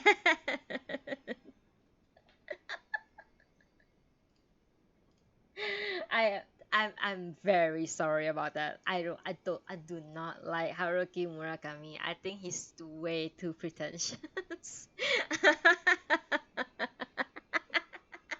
I know, I know. I'm a hipster. Everyone likes Murakami and I hate him. Yep. my my favorite author is Natsume Sōseki and Kazuo Ishiguro. Yeah. Um and a Malaysian writer, very very underrated Malaysian writer called Shirley Lim. Yeah.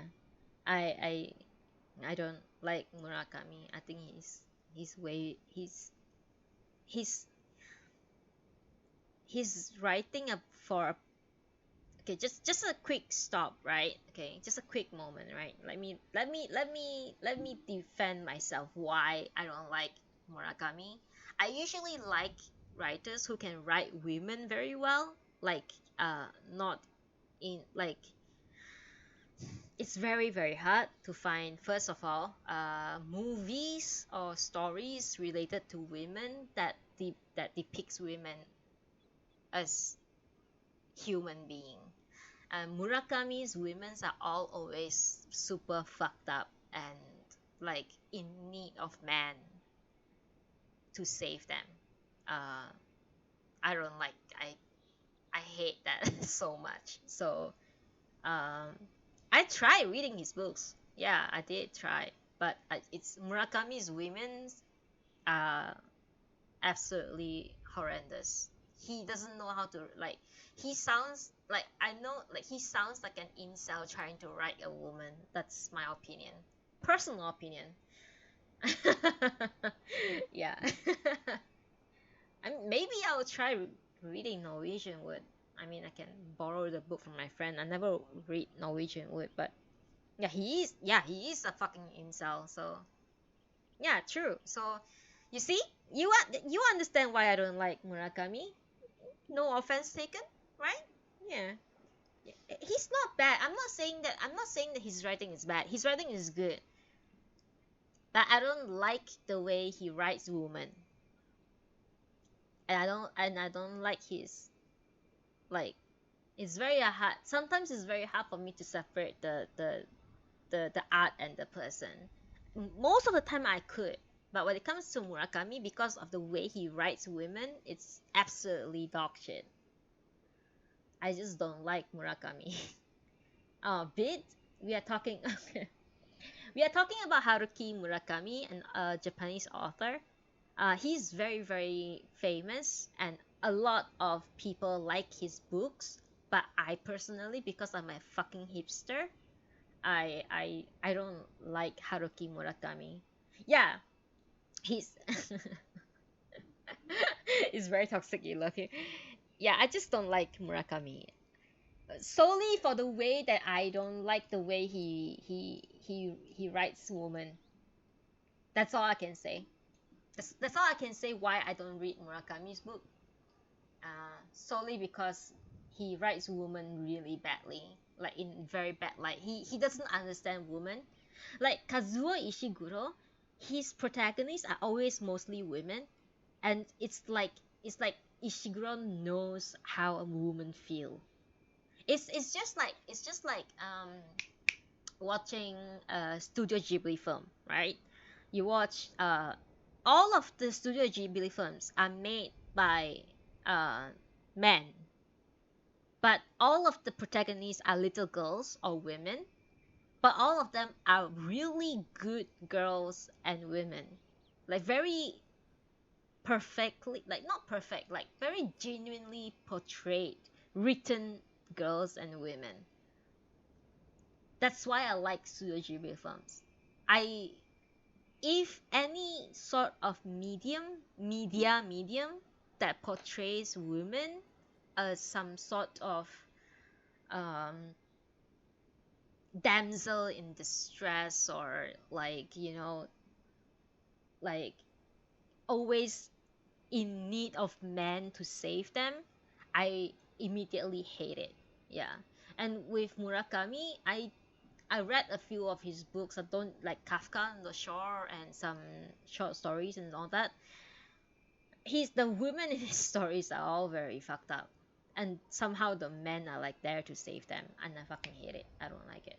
Yeah, that's why I just don't like it. That's all. That's why I will like I'm very quick to judge, and that's just a nature of myself. Um, and if I don't like a certain like one or two, like I give them chance, right? I give them like one or two like tries, and if I don't like it, I don't like it. So unfortunately, wine, as much as you love Murakami, unfortunately, I do not own a single Murakami book in my very big bookshelf. I will, however, I mean, this is a adult discussion, right? No offense taken. I just don't like him. I mean, you probably think that Natsume Sōseki is very pretentious as well, right? It's like it's fine. Um, but I just want to forewarn you guys that I will not be reading any Haruki Murakami's book in any near future. That's all. Okay, let's con- that's a very long rant. Holy shit. It's bound to happen. I know someone would talk about Murakami. Well, okay, let us continue, okay? Let us continue this super savage cat. So wait, hang on. One moment, please.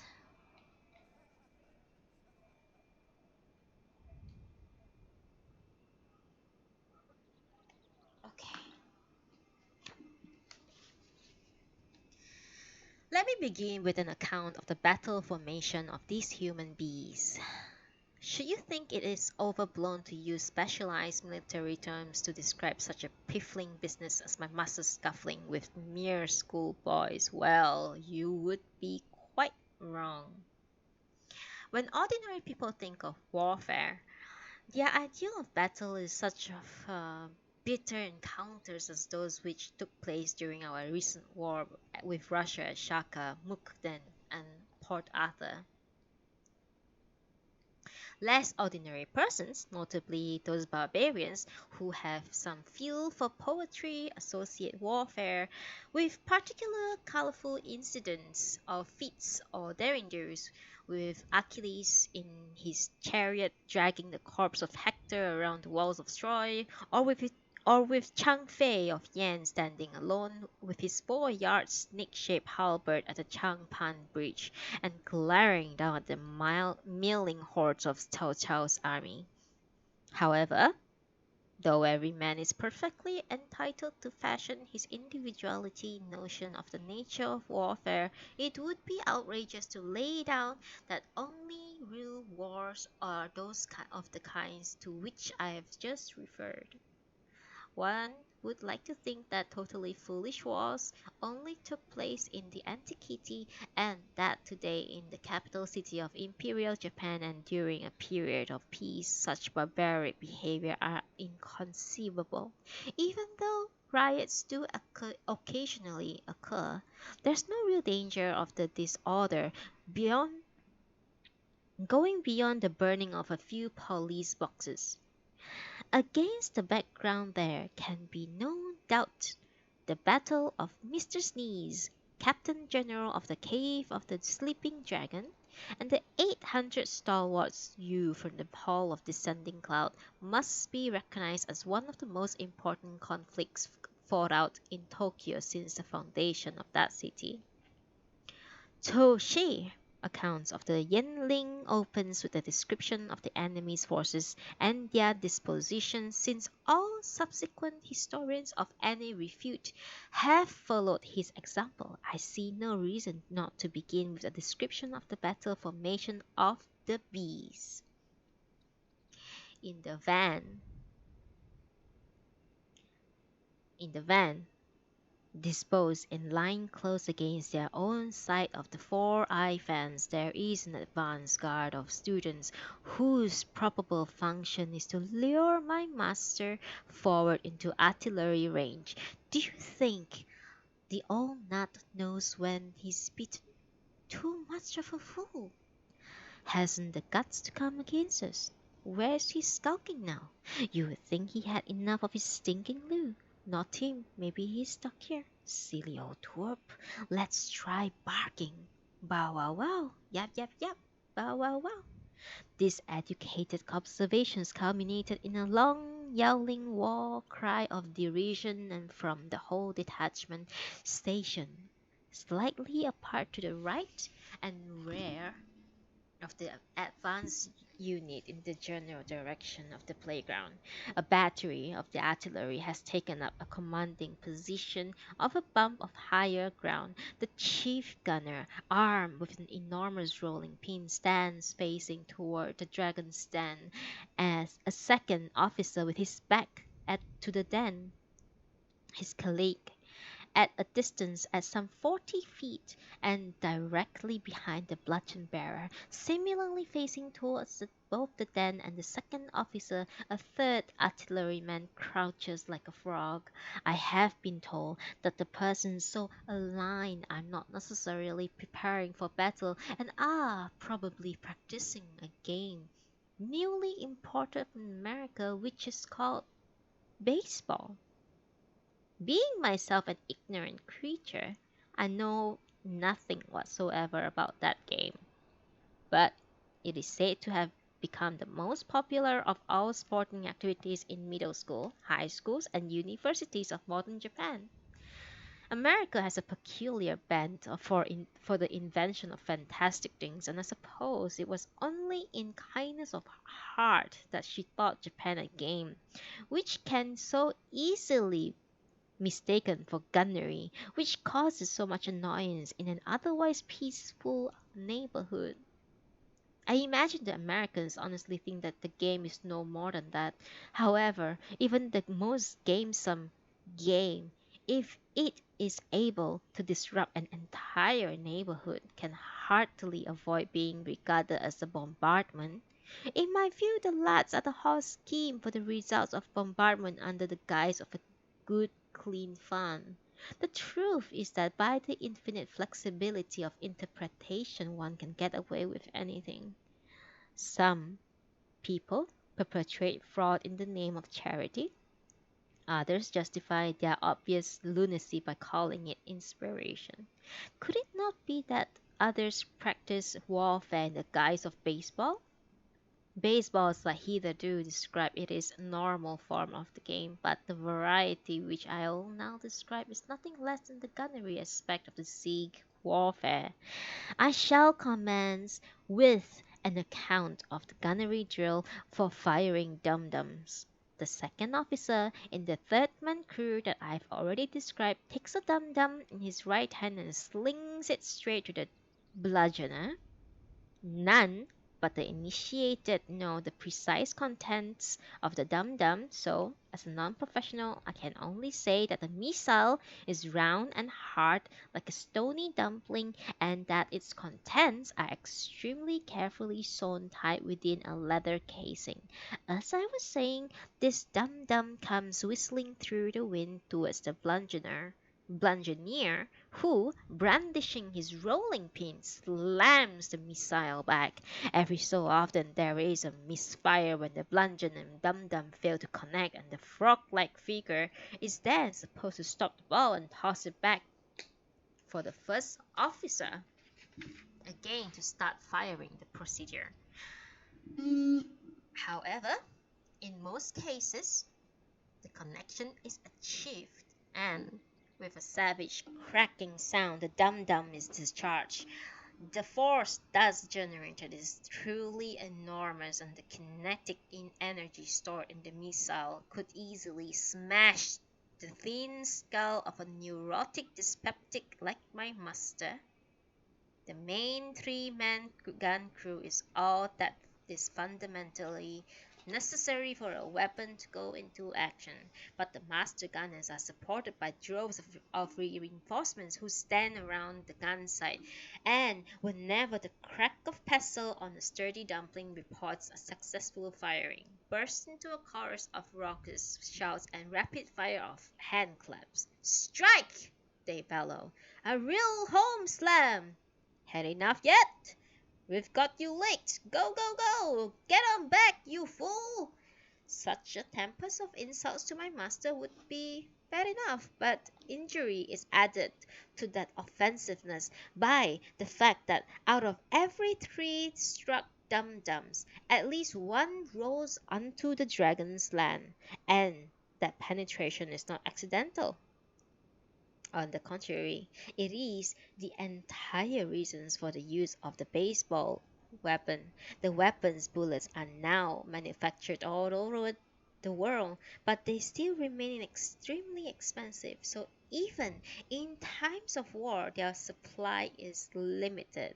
Normally, each artillery unit is provisioned with no more than one or two dum-dums, and they cannot afford to lose their precious missile every time it is fired. These units consequently always include a platoon of ball pickers, whose sole duty is to retrieve fallen balls. The duty is relatively easy when the dum-dums happen to fall in plain view on accessible ground, but when they land in long grass or on hostile territory, the platoon has an unenviable task demanding speed, ingenuity, and often a willingness to face real danger. It is thus the gunner's normal tactic to aim the weapon in such a way that its projectiles can be readily recovered, but in the present context, their usual practice is deliberately reversed. They are no longer playing a game, they are engaged in warfare. They aim to fire their dum-dums into my master's property so as to provide an excuse, the need to retrieve it for crossing the four-eye fence, the constant irritation of dum-dums landing in his property, immediately to be followed by a horde of howling schoolboys, leaving my master with a hideous choice between unventable anger and that resignation to fate which is to surrender. Under such strain, his baldness surely can only be a matter of time. Then it was that a particularly well struck dum-dum came whistling over the four-eyed fence, slashed off a few leaves from the lower branch of Polonia with a tremendous noise, landed full toss against our inner castle wall, that is to say, against that bamboo fence around our garden which I use for exercise. We know that from Newton's first law of motion, that a body remains at its state of rest or of uniform motion unless acted upon by some external force. If movement of matter were governed only by law, my master's skull would at this very moment be sharing the fate of Achilles, so he was fortunate that Newton was kind enough to save him from such shattering experience by the establishment of second law to the effect that change in motion is proportional to and in the same direction to the applied force. This, I'm afraid, is all a bit too difficult to follow, but the fact that the dum-dum failed to pierce our garden fence, failed to rip on through the paper window, and failed to smash my master's skull must, with our deepest gratitude, be attributed to Newton. In next to no time, as was only to be expected, the interpret ball pickers were in action on our property. One could hear them thrashing about the sticks in the clumps of bamboo grass in the accompaniment of such screech comments. It landed about here, or rather more to the left. All enemy penetrations of the frontier in the hot pursuit of the dum-dums are conducted with maximum noise, since to sneak in for a secret retrieval would fail to in their real mission. It is, of course, important to recover a costly missile, but it is even more important to tease my master into a frenzy. Thus, on this particular occasion, the ball pickers knew perfectly well where to look for their ball.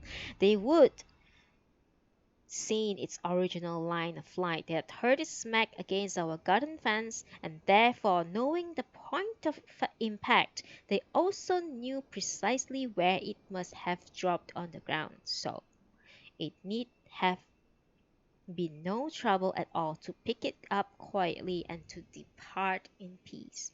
We are indebted to Leibniz for the observation that any form of coexistence depend on the maintenance of formal order. Thus, the letters of alphabets, like the symbols of syllabary, must always, in accordance of his law of systematic order, occur in the same sequential relationship. Similarly, the relationships established by convention, proverb, and received wisdom should not be disturbed. Good luck demands that under a willow tree there should always be a lodge, while a bed and the evening moon are necessarily linked. There is no such obvious connection between a ball and a fence, but persons who have accustomed themselves by daily baseball practice to regular inroads into our property do acquire a sense of order in such relationship, from which it follows that they always know exactly where to spot their fallen dum-dums. If they it further follows that, since Louis B's has told them where to look, their unwillingness to do so clearly shows that the fuss they make is directed not toward finding their ball, but to provoking my master into warfare. Things have now gone so far that even a man as mild and naturally sluggish as my master cannot fail to respond to the challenge. Can it only be yesterday that this suddenly berserk man of action was grinning so amiably to himself as he eavesdropped upon ethics? Swept to his feet by pure rage, he ran out roaring from the house, and so savagely sudden was his counter-attack that he actually took a prisoner. One cannot deny the brilliance for my master of this feat, but a beardless little lad of 14, maybe 15 summers, makes a captive unbecoming to a fully whiskered man. Unbecoming or not, it was good enough for my master, as despite his pitiful pleas for mercy and forgiveness, he dragged the wretched child into his very den and onto the veranda. At this point, I should perhaps offer some further clarification of the enemy's tactics. They had, in fact, deduced that from my master's ferocious behavior on the previous day that he was now close to the breaking point, that it was a near certainty that today he could easily be needled into another lunatic charge. If such sally led to the capture of some laggard senior boy, there would be obvious there would obviously be trouble, but they calculated that the risk of trouble would be minimized to virtually nothing if they used a ball picker only the smallest of their first and second year juniors. If my master succeeded in catching such a minnow and then kicked up a whale of fuss, he would merely succeed in disgracing himself for childish behavior, and no reflection whatsoever would be cast upon the honor of the hall. Such were the calculations of the enemy, and such would be the calculations of any normal person. However, their planning failed to take account of the very fact that they were not dealing with an ordinary human being, and they should realize that his extraordinary performance yesterday, that my master lacks the common sense to see any ludicrous in a full-grown man pitting himself against some squitty little boy. A rush of blood to the head will lift a normal person into flights of abnormality, and transmute level-headed creatures into raving loonies, so long as a victim of frenzy remains capable of distinguishing between women, children, pack horse drivers, and rickshaw men, his frenzy remains a paltry possession. True frenzy, the divine flatters, demands that its possessor should, like my frenzied master, be capable of capturing alive some snotty little school-child, and of keeping him close, a prisoner of real war.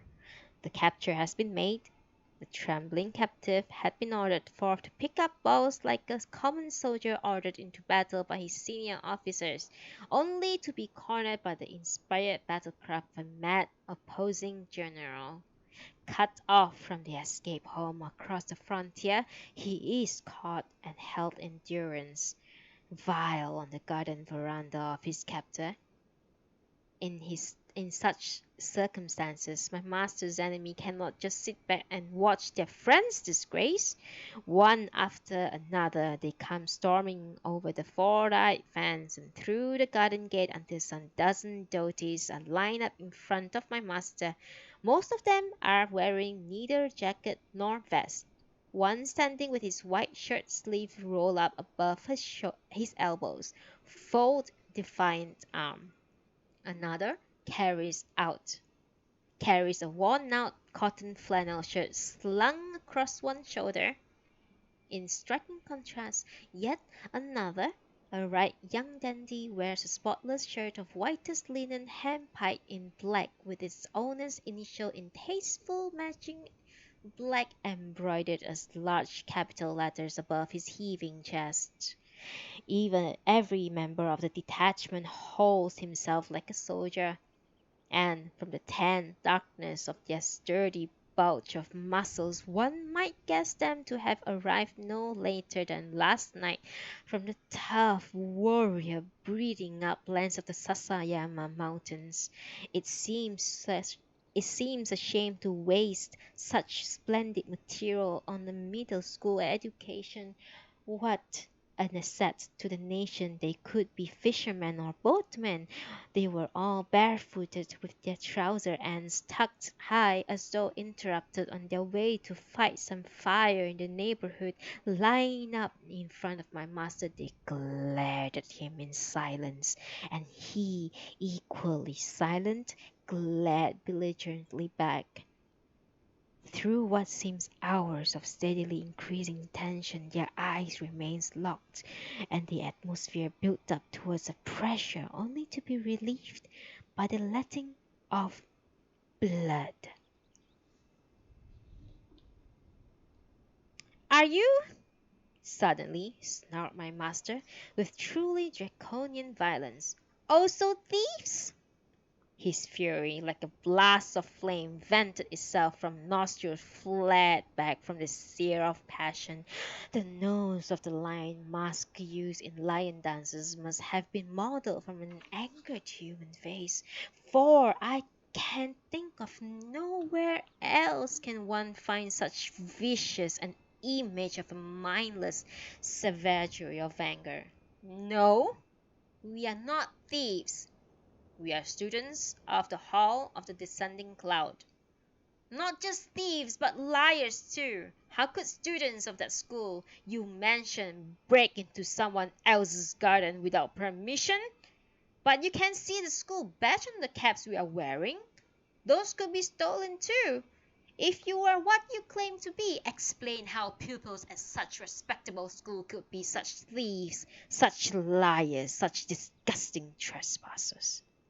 We only came to get our ball. Why did you allow the ball to come onto my property? It just did. What a disgraceful lot you are. We shall be more careful in the future. Please forgive us this time. Why on earth should I forgive a gang of young hooligans, all complete strangers, who come rampaging over fence to muck about on my property? But we really are students of the hall. If you indeed students, in what grade are you? The third year? Are you certain of that? Yes. My master turned his head towards the house and shouted for the maid, and almost immediately, with a questioning, "Yes?" that idiot Osang stuck her head out of the door. "Go over to the Hall of Descending Cloud and fetch someone." "Whom should I fetch?" "Anyone, but get him here." Though Osang acknowledged these instructions, the scene in the garden was so odd. The meaning of my master's order is so insufficiently clear that the general conduct of the matter is so inherently silly that instead of the setting off for the school, she simply stood there with a half-baked grin on her face. We must remember, however, that my master thinks he is directing a major war operation in which his inspired genius in his fullest flower. He naturally expects that his own staff should be flat out in his support, and is far from pleased from when some menial orderly not only seems blissfully unaware of the seriousness of warfare, but infinitely worse, reacts to action orders with vacuous grin. Inevitably, his frenzy mounts. I'm telling you to fetch someone from the hall. Anyone, no matter who. Can't you understand? One of the teachers, a school secretary, the headmaster, anybody. You mean the schoolmaster? In the respect of school matters of oath, Osang knows nothing of hierarchy or no school title save schoolmaster. Yes, any of the schoolmasters or the secretary or the head. Can't you hear what I'm saying? If none of those are there, how about the porter? Don't be such a fool! How could a porter cope with serious matters? At this point, Osang, probably thinking there was nothing more she could usefully do on the veranda, just said, "Right," and withdrew. Quite plainly, she hadn't the foggiest idea of the purpose of her mission, and while I was pondering the likelihood of her returning with the porter, I was surprised to see the lecturer of ethics come marching in by the front gate. As soon as the new arrival had composedly seated himself, my master launched out his pettifogging impeachment. The clepsydra has barely dripped 2 shilling drops since this brute fellow's here broke in upon my land. My master opened his indictment in such archaic phraseology as one hears at kabuki plays about 47 masterless samurai who attracted so much attention by carrying on in their early days of the 18th century, and wound his wailings up his modest touch of sarcasm. Quote, "As if indeed such persons could possibly be students of your school." The ethics instructor evinced no obvious signs of surprise. He glanced over his shoulder at the bravos in the garden, and then, returning his eyes to focus on my master, indifferently answered, "Yes, they are the students from the hall. We have repeatedly instructed them not to behave in the manner of which you complain. I deeply regret this occurrence. Now, boys, for what conceivable reason do you even want to go beyond the school fence? Well, students are students, everywhere the same. Confronted with their lecture on ethics, they seem to have nothing to say. Silent and huddled together in a corner of the garden, they stand as though frozen, like flock of sheep trapped by snowfall. Self-defeatingly, my master proved unable to hold his tongue. Since his house stands next to the school, I realize it's inevitable that balls from the playground will sometimes roll in there and in here. But the boys are really too rowdy. If they must come over the fence, if they only collected their balls in decent silence and left without disturbing us, then I might be content not to pursue the matter, but quite so. I will most certainly caution them yet again, but you'll appreciate that there are so many of them skulking about all over the place that's difficult for us teachers to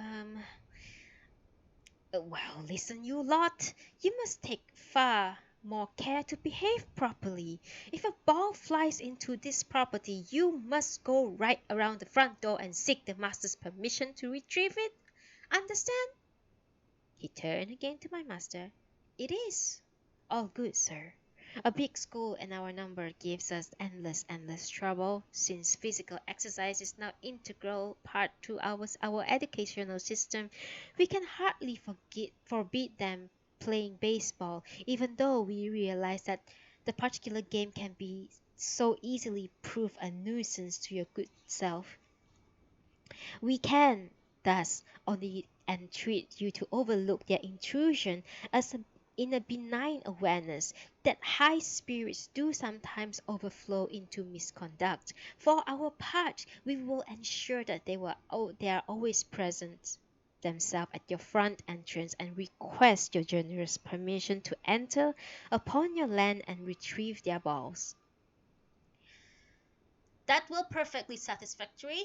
They may throw in as many balls as they wish. If in future the boys will present themselves properly at the front door and properly ask for permission, everything will be fine. Perhaps I may now hand this particular miscreant back into your charge for supervised conduct back to the school.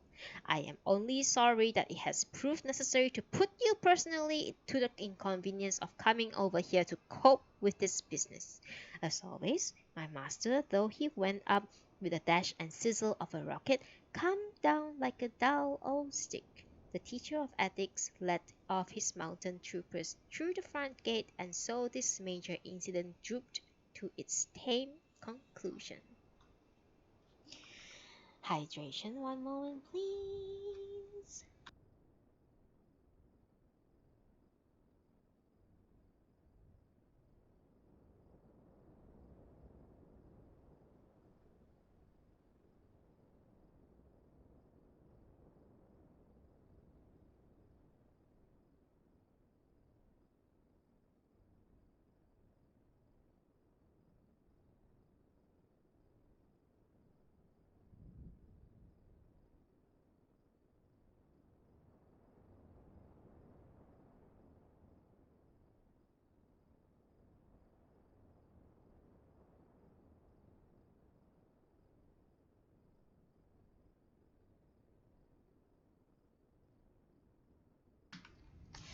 Hello, Blackbird EXE. Thank you so much for the follow. Thank you, thank you, thank you, thank you, thank you, thank you, thank you.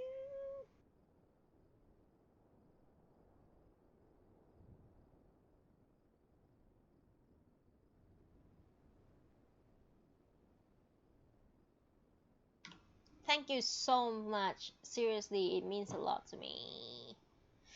Okay, let us continue.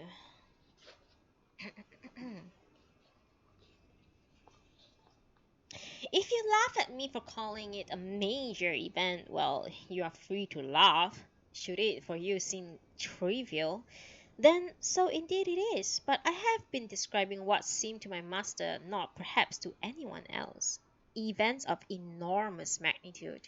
Anyone who sneers at him as at best an arrow shot from a possibly once strong bow, but now so far gone as to be spent and feeble, should be reminded that such spent arrowness is the essence of the man, and, moreover, that his peculiar character has made him the star figure in a popular comic novel.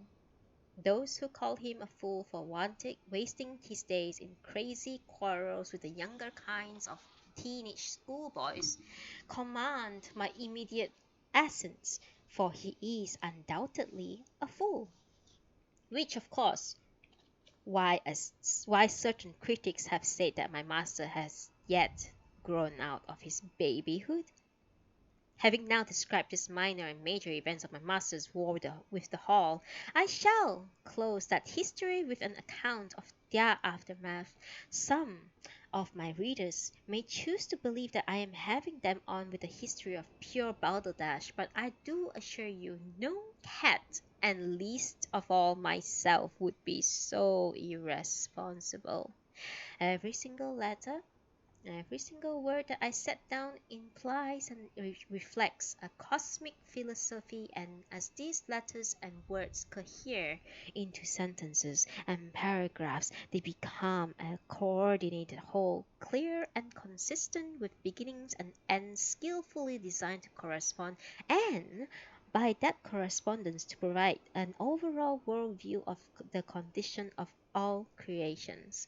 Thus, These close written pages, which the more superficial minds amongst you have seen as nothing better than a tiresome spate of trivial chit chat, shall suddenly reveal themselves as containing weighty wisdom, edifying homilies, guidance for you all. I would therefore be obliged if you would have the courtesy to sit up straight, stop lolling about like so many sloppy sacks, and instead of skimming through my text, study it with close attention. May I remind you that Liu Zongyuan thought it proper to actually lave his hand with rose water before touching the paper lucky enough to carry the prose of his fellow poet and fellow scholar Han Jini. The prose which I have written deserve a treatment no less punctiliously respectful. You should not disgrace yourself by reading it in some old dog-eared copy of a magazine filched or borrowed from a friend. Have at least the grace to buy a copy of the magazine with your own money, as I indicated in the beginning of this well constructed paragraph. I am about to describe an aftermath. If you think an aftermath could not possibly be interesting and consequently propose to skip reading it, you will most bitterly regret your decision. You must simply read on till the end. On the day following the major showdown, I took myself off for a walk. I had barely set out when on the corner across my master's house, where a side street joined the road, whom should I see but Goldfield and his toady Suzuki engaged in an earnest conversation. Lickspittle Suzuki had in fact just left the Goldfield mansion after some obsequious visit there, when its flat-faced owner, homebound in his rickshaw, stopped to speak with him. Though I have lately come to find Old Goldfields Mansion something a bore, and have therefore discontinued calling there, the sight of the old rogue himself stirred in my heart an odd warmth toward him. I even feel sufficient interest in Suzuki, whom I haven't seen for several weeks, to sidle across for a closer look, for it was thus natural that as I drifted toward them, their conversation should fall upon my ears. It's not my fault, but yes, if in a public place I happen to hear their talk.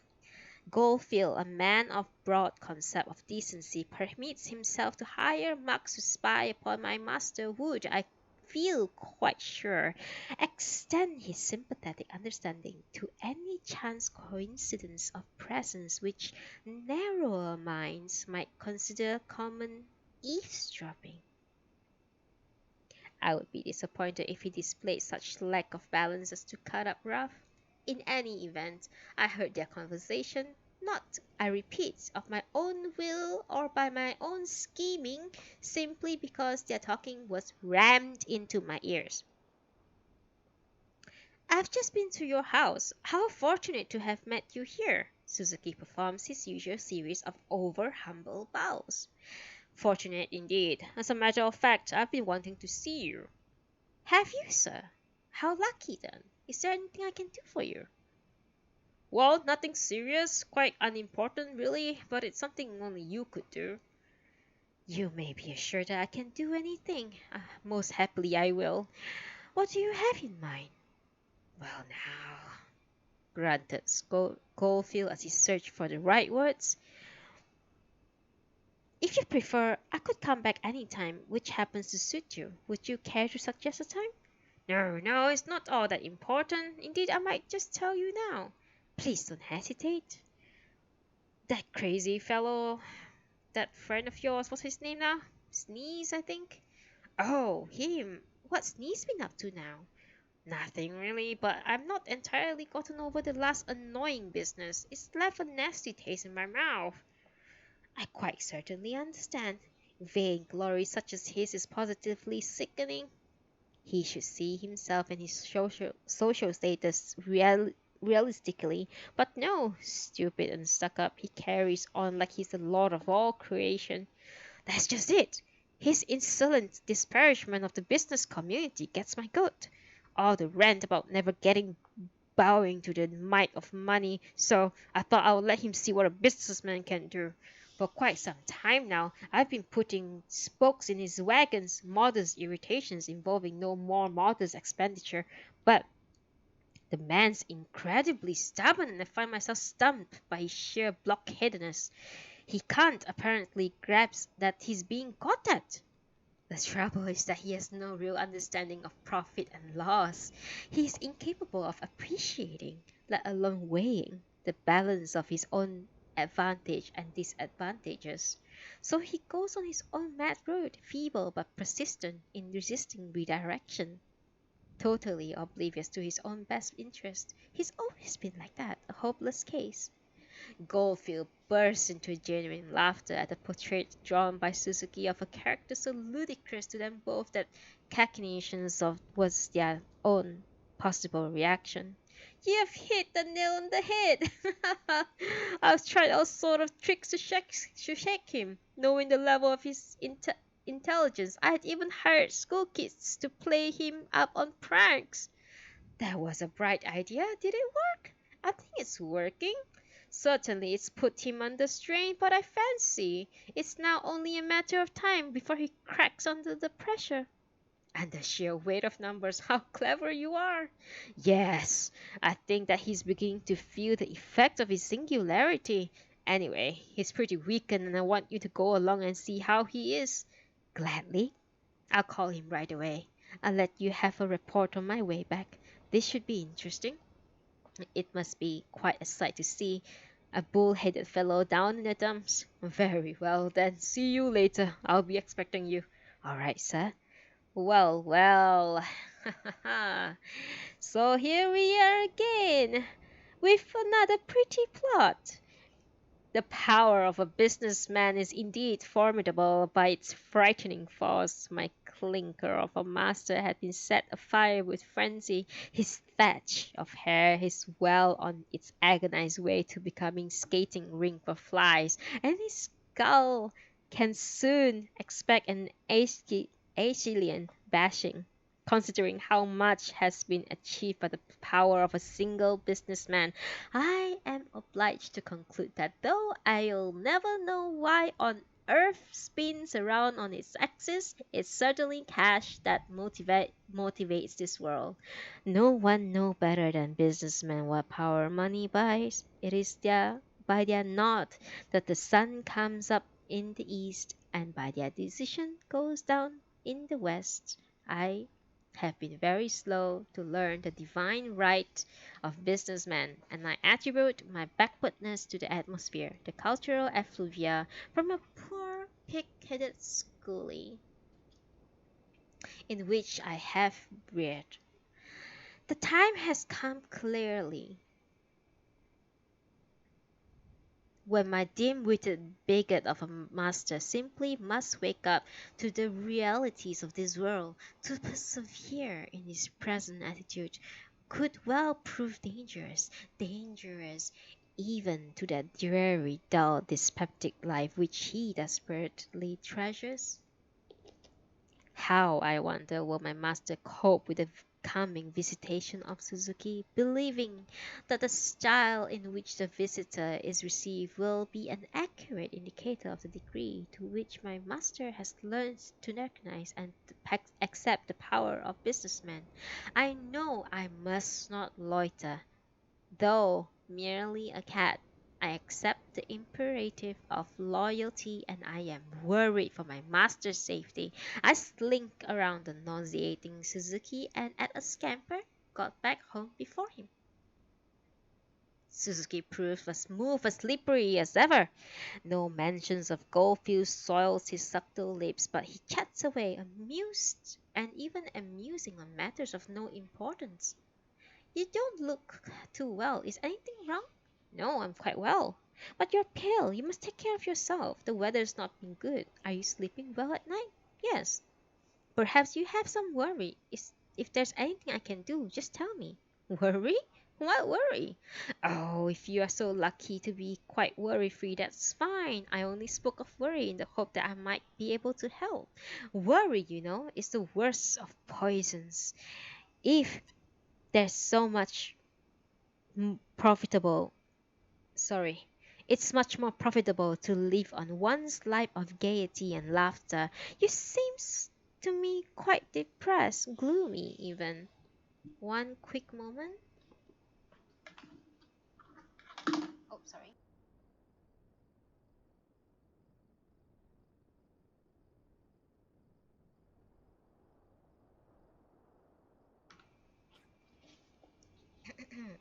Oh wait, there's someone here that I haven't seen. Oh, Saki Aina. Nice to meet you. Oh, Rien. That's Rien. That's jumping around. That's Coco lying down. Yeah. Hello, nice to meet you, Saki. Thank you for coming over to the reading. Thank you. Thank you so much. Seri. Yeah. Thank you. All right.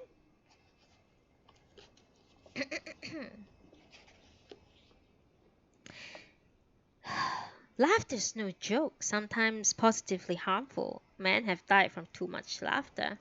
Nonsense. Remember the saying that luck arrives through a merry gate? It sounds to me as though you have never heard of Chrysippus. Have you? An ancient Greek philosopher? Never heard of him. What did he do? He died of laughter. Really? How extraordinary. But that was so long ago. What difference does that make? Chrysippus saw a donkey eating figs from a silver bowl and thought the sight was so funny he laughed and laughed and couldn't stop laughing. Eventually he laughed himself to death. Well, that's certainly a very funny story, but I'm not suggesting that you should laugh your life away, but laugh a little, moderately, a little more than you do, and you'll find you feel wonderful. Suzuki was watching my master through intently narrowed eye, but his concentration was broken by the noise of the front gate opening. I thought, with pleased relief, that one of my master's friend had chosen this happy moment to drop in, but I was wrong. Our boss come in. May I go and get it? Osan from the kitchen said, Yes, you may. And the schoolboy pads around to the back of the garden. Suzuki, distinctly puzzled, asked, What was that all about? The boys from the school next door have battered one of their balls into my garden. Schoolboys next door? Do you have schoolboys for neighbors? There's a school out back, the hall of the descending cloud. Oh, I see. A school. That must be very noisy. You have no idea how noisy it is. Sorry.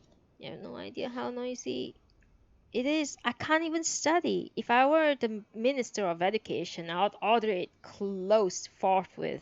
Suzuki permitted himself a burst of laughter sufficiently long to increase my master's irritation. My goodness, he observed when his cackling ceased. You really are worked up. Do the schoolboys bother you all that much? Bother me? They certainly do. They bother me from morning until night. And if you find it all so irritating, why don't you move away? How dare you suggest that I should move away? What impertinence! Steady on now. There's no point in getting angry with me. Anyway, they are only little boys. If I were you, I would simply disregard them. Yes, I expect you would, but I wouldn't. Only yesterday, I summoned one of the teachers here and lodged a formal complaint. What a lark! He must be ashamed. He was. Just then, we heard again a voice and the sound of the front door opening. Our boss rolled in. May I please go and fetch it? Golly, said Suzuki. Not another one with the lost ball? Yes, I've agreed that they should come by the front gate. I see. They do keep coming, don't they? One after another. I've got it. Yes, I see. What is it that you see? Oh, I see the reason for this stream of schoolboys coming to collect the balls. That's the 16th time today. Don't you find it a nuisance? Why don't you keep them out? Keep them out? How could I keep them out when their balls keep flying in? They'll come anyway. Well, if you say you can't help it, I suppose you can't. but why get so tense and stiff-necked over it? A man with jagged edges is permanently handicapped. He can never roll smoothly along in this rough world. Anything rounded and easy-going can easily go anywhere. But angular things not only find it hard to roll, but they do roll. Get their corners snagged and chipped and blunted, and which hurts. You see, old chap, the world's not made simply solely for you. You can't always have things your way. In a nutshell, it doesn't pay to defy the wealthy. As you achieve are strained nerves, damaged health, and an ill name from everyone. Whatever you do, however much you suffer, those with money won't care a damn. All they have to do is sit back and hire others to do the work for them, including whatever dirty work they happen to want done. It's obvious that you can't stand up to those people. Dodge adherence to high moral principle is all very well in its way, but it seems to me that the price you pay might have to pay include indeed the price you are apparently paying is a total disruption of both your private studies and your daily employment. You'll finish up completely worn out for no gain whatsoever. Excuse me, but another ball's coming. May I go around to the back and get it? Look, said Suzuki with a knowing laugh. Here they are again. The impudent brats, my master shouted, with a fanged face stung red with rage.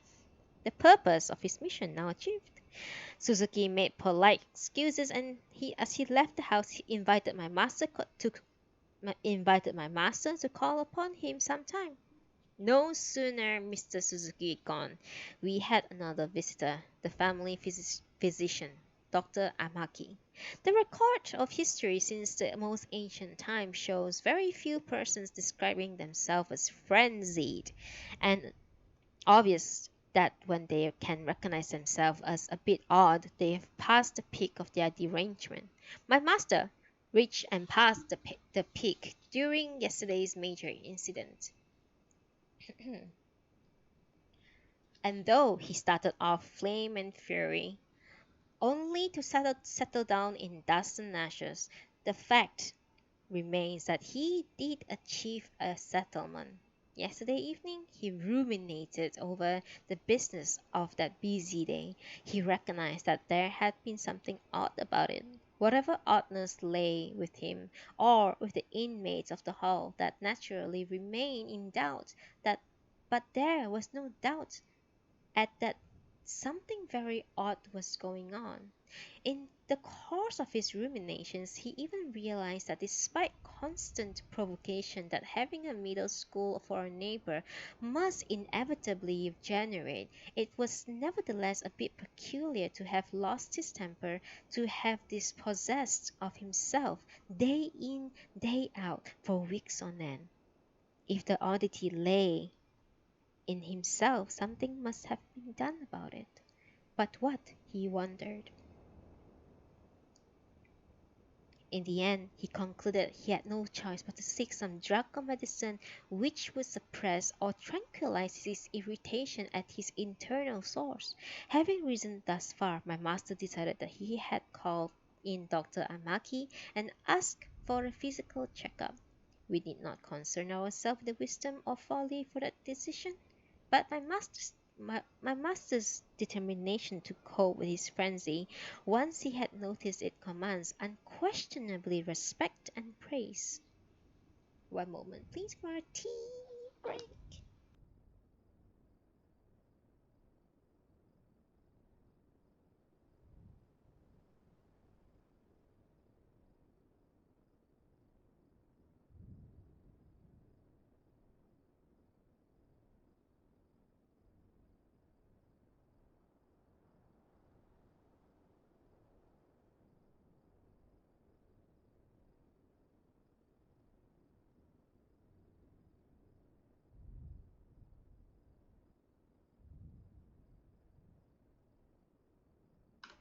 It's a pretty long chapter, isn't it? All right. Thank you for everyone for still staying in listening in. Thank you so much. And even in game, I really appreciate it. Thank you so much.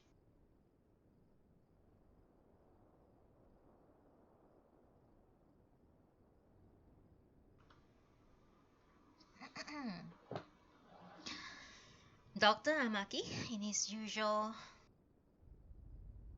smiling self, as he serenely asked, "How are we today?" Most physicians ask that curious question in the plural, and I wouldn't trust a doctor who didn't. "Doctor, I'm sure my end is near." What? Nonsense. That's impossible. Tell me frankly, do doctors' medicines ever do one good? Dr. Amaki was naturally taken aback from the form of that question, but being a man of cautious disposition, he answered gently without showing any annoyance. Medicines usually do some good.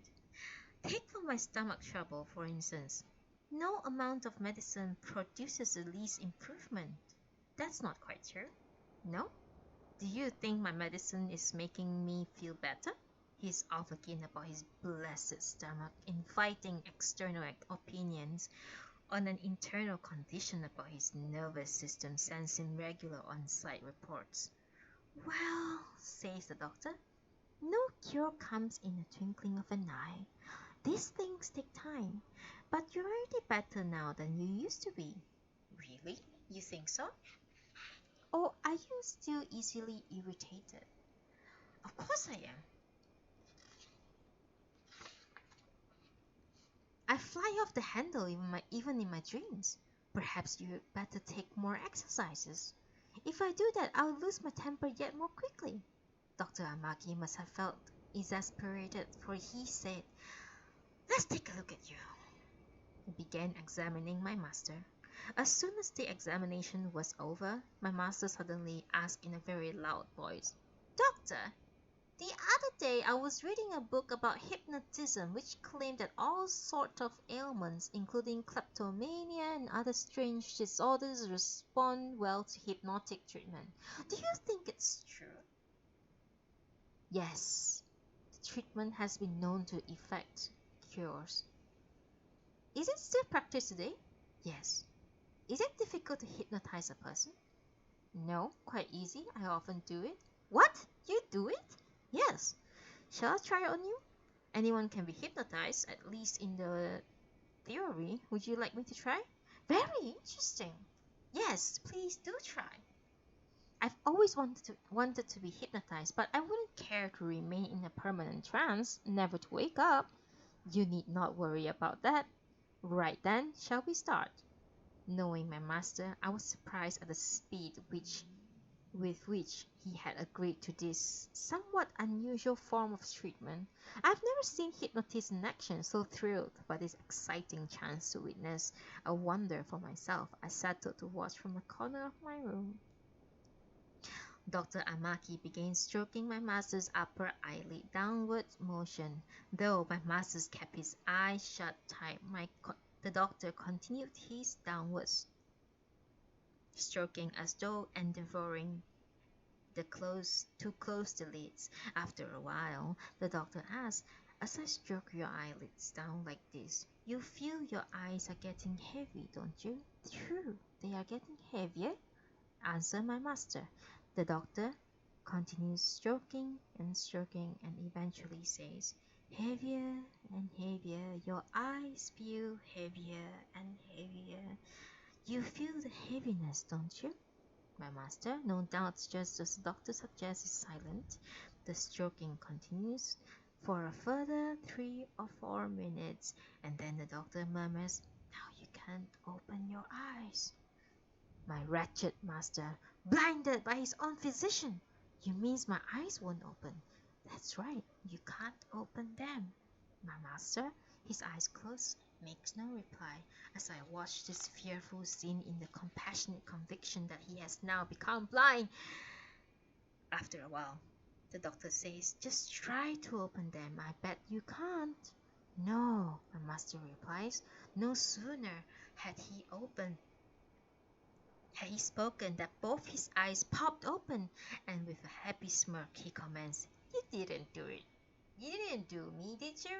No, said Dr. Amaki, laughing in reply. It seems I couldn't. So the experiment with hypnotic healing proved a flop, and Dr. Amaki left on some other mission of medical mercy.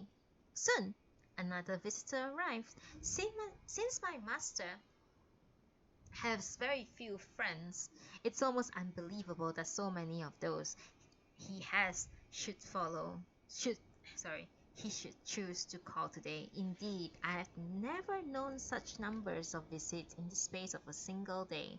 Still, there it is. The visitor did come. This particular visitor is a very rare specimen. I hasten to clarify that I shall be writing about him at some length, not because of his rarity, but because he has a significant part to play in the promised aftermath which I am still in the process of describing. I do not know this man's face, but he looks about 40 and sports a smart goatee on his face. Just as I think of Waver House as an aesthete, I see this new arrival a philosopher.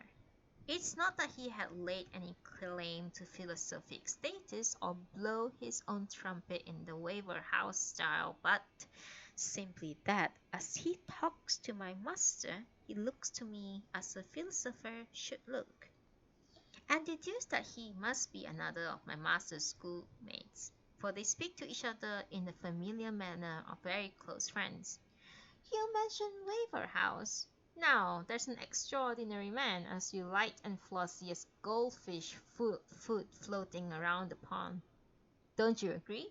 Someone was telling me that only the other day he went out walking with a friend and they passed the gate of some pier or other, no one, of course, whom Waver House had ever met. He dragged his companion right into the house on the ground that would be pleasant to call on the owner and take a dish of tea. He's really a giddy limit. And what happened? I didn't bother to find out. Something eccentric, I've no doubt. The man was born that way, and not a thought in his head, unadulterated goldfish food. And Suzuki, you see me in here? Well, that's a clever one, right? But not a man of the mind. Not the kind I would have thought you would care to have around.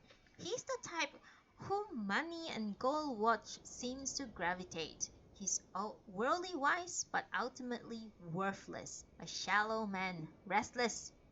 He's always talking about the importance of smoothness, of doing things smoothly, smoothing one's way through life, but he understands nothing. Nothing at all. Not even the meaning of smoothness. If Waver House is goldfish food, Suzuki is common jelly paste. A thing unpleasantly smooth which shakes and trembles. A thing fit only to be strung on straw, available for sale to any passerby. My master seems to be impressed by this flow of denigrating simile, for which he rarely does. He broke into a hearty laughter, and inquires, "That's Waver House and Suzuki. What about you?" "Me? Well, maybe I'm a yam, long in shape and buried in mud." "Well, at least you seem carefree." "Always so self-controlled and self-composed. How I envy you." "But I'm much the same as anyone. There's nothing about me particularly to be envied. Still, I have the luck not to envy anyone, which is just about the only thing good about me." "Financially, are you now well off?" "No, the same as ever. Little enough, but just sufficient to eat, so there's nothing to worry about." Myself, I feel so discontented, but that I'm always losing my own temper. I grouse and grumble and hardly anything else. There's nothing wrong about grumbling. When you feel like grumbling, grumble away. At least bring one's interim relief.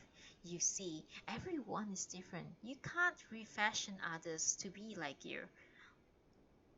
Consider chopsticks and bread. You've got to hold chopsticks like everyone else does, or you'll find it hard to eat rice. However, bread can be cut and is best cut in accordance to your own particular liking. A suit is made by a good tailor fits like a glove from the moment you put it on, but something run up by a shoddy craftsman takes years of tiresome wearing before it adjusts itself onto your particular bone structure. If competent parents produce children all neatly shaped to fit the ways of our present world, all would be happily well. But if you have the misfortune to be born bungled, your only choice is either to suffer as a misfit or to hang on grimly until the world changes its shape to suit yours. I see no prospect that I shall ever fit in. It's a depressing prospect. If one forces one's way into a suit too small for one's body, of course one tears the stitching, by which I mean that persons violently ill-suited to the world they seek to inhabit are those who pick quarrels, commit suicide, even incite real riots. But you, to be frank, you are merely discontented. You're not going to do yourself in, and you're not a natural brawler. You could be a lot worse than you are. On the contrary, I am picking quarrels morning, noon, and night. When I lack a subject on whom to vent my spleen, I live in a constant fume of anger. Even such undirected ire amounts to brawling, doesn't it? I see. You brawl with yourself. Interesting. But what's wrong with that? Brawl away to your heart's content. But I've grown bored of brawling. Then just stop. I understand what you are driving at, but whatever you may say, one cannot do one likes without one's own mind. My point is that one can. But leaving that aside, what do you think is the root cause of your self-wounding discontent? In response to that sympathetic invitation, my master poured out before his friend the long sad catalogue of his woes and grievances. Beginning with an account of his war with the schoolboys, he proceeded to the list in manic details of neatly ordered reverse chronology, every single fretfulness right back to the days of the terracotta badger, savage tea, and his petty provocations by conniving colleagues on the staff of his own school. The visiting philosopher listened in complete silence, but allowing a long pause after Mr. Sneeze has finished his Jeremiah to add his weight to his response, offered the following sagacities. Hello, King Komodo! I know you are going to sleep, but thank you for dropping by.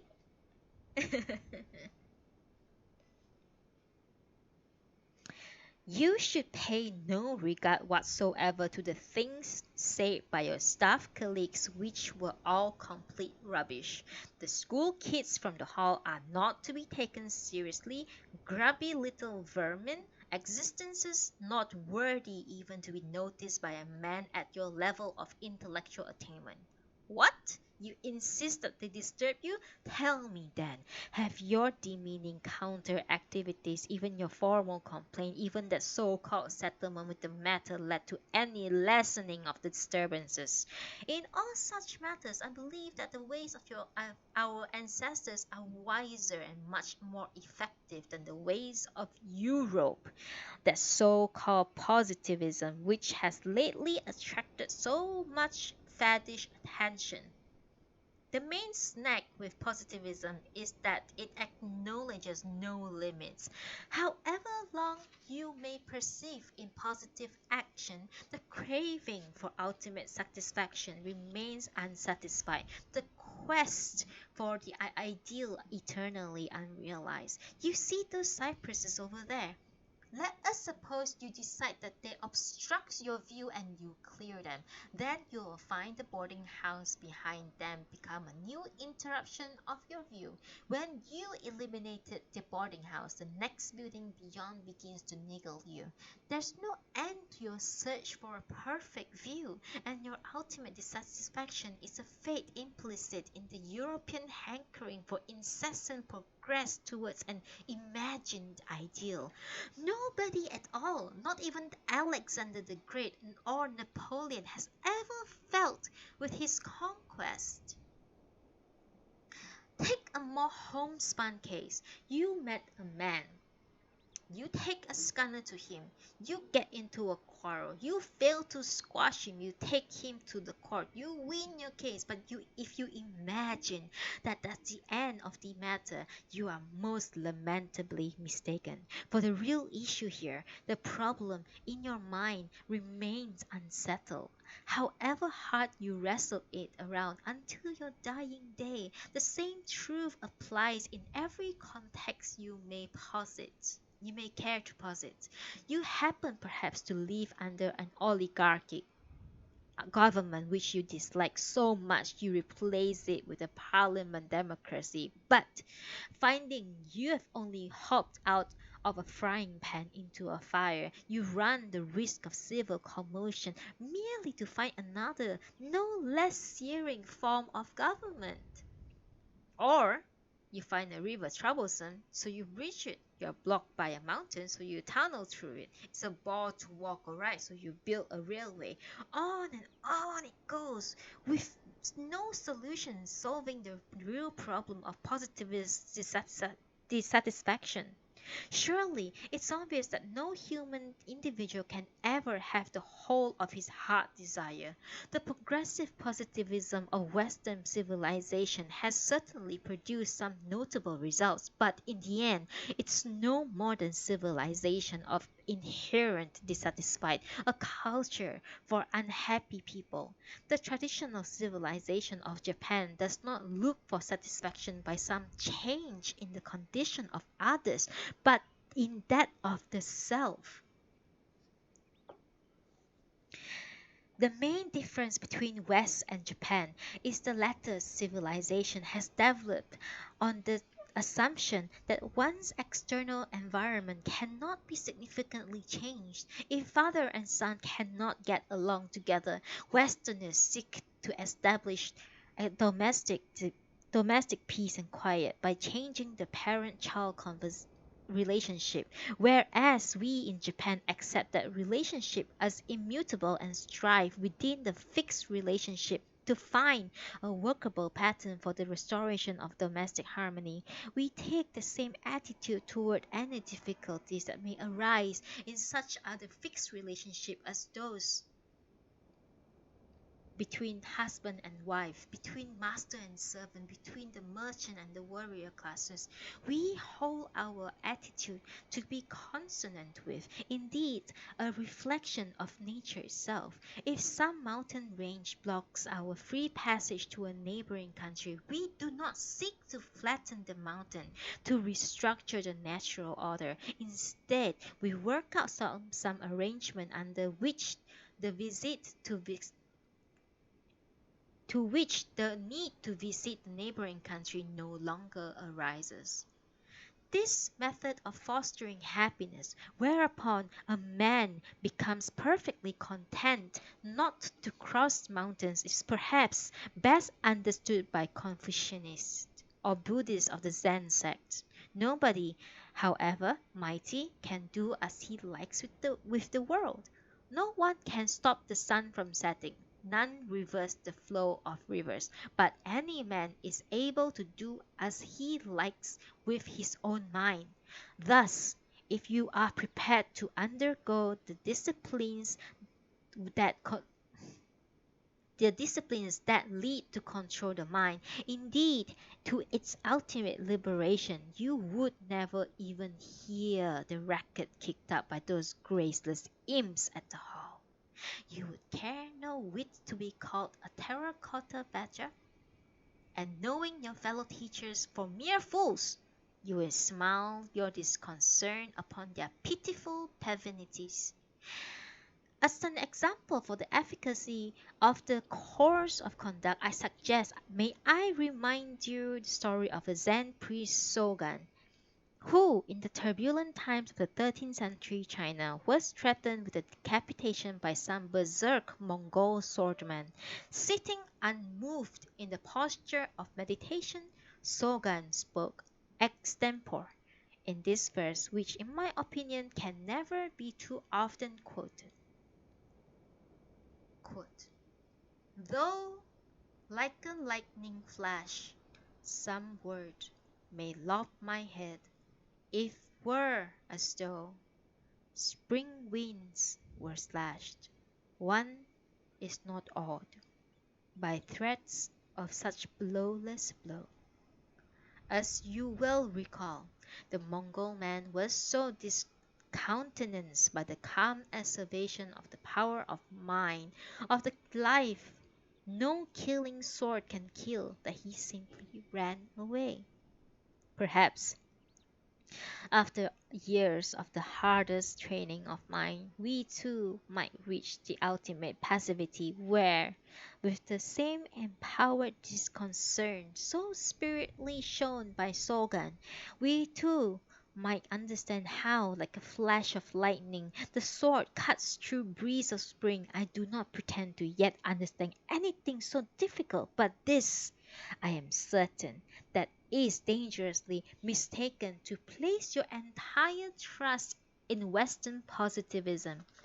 Your own cause proves my point.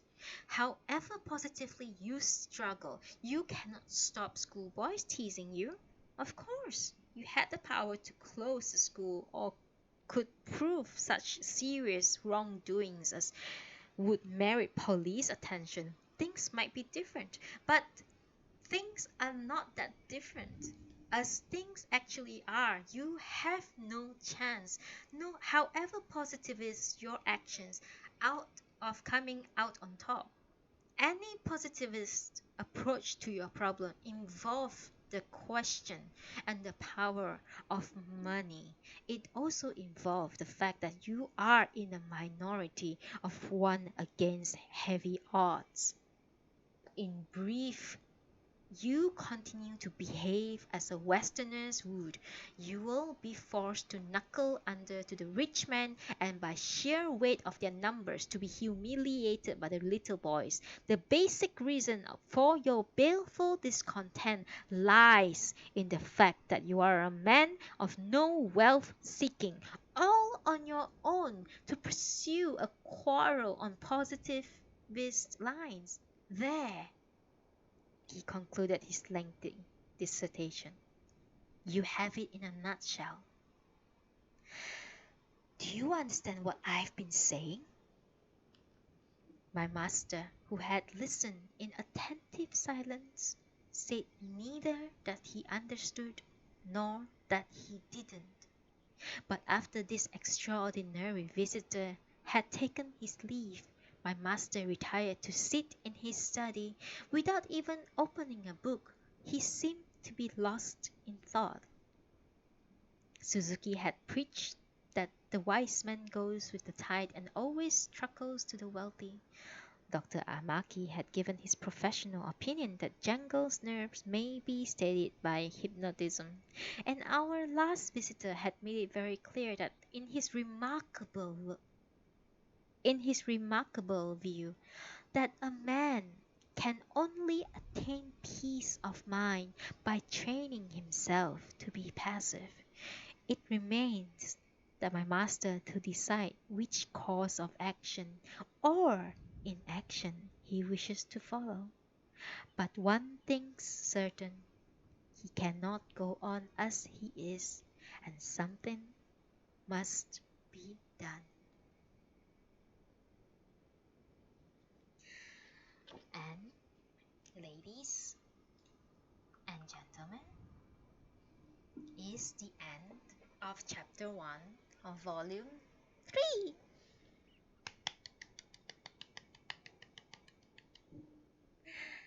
Hey! How's it going, everyone? Oh my god! Thank you so much, thank you so much, thank you so much! Oh my god. Thank you.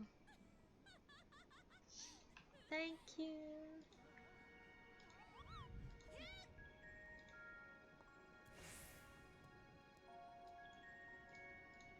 Thank you.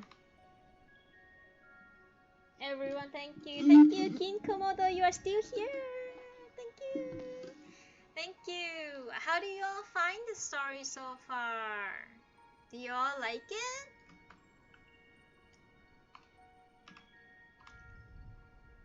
Ah, thank you so much. How do you find my reading, by the way? Is it too fast? Like I try to read as passionately as I can, following the story. So sometimes I may read too fast, but that's just me trying to be like following the flow of the prose. So yeah, thank you so much, you guys. Thank you. Oh my god, thank you. I'm very, very, very grateful for everyone's attendance. And thank you so much. Thank you so much, everyone.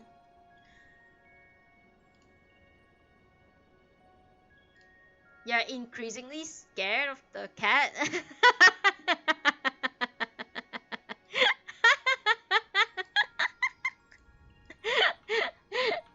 Yeah.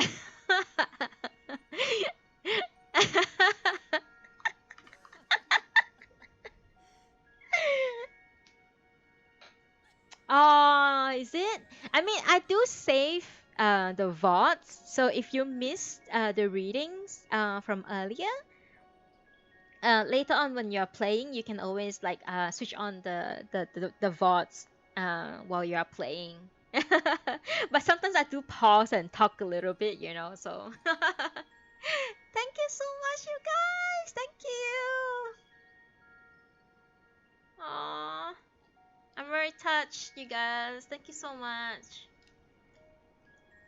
And to the viewers, like I I think there's a lot that's not in the game right now. Like uh to the viewers in my channel right now, my live stream right now.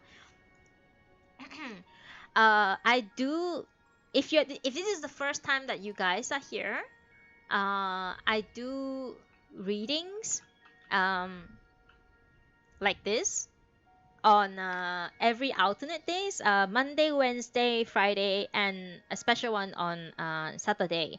I'm thinking of maybe like reading poetry on Saturday, so maybe like a short stream, you know. Um, but we'll see how it goes. I'm still in the planning for Noodibles. But yes, if this is the first time you guys are here, oh, there's someone.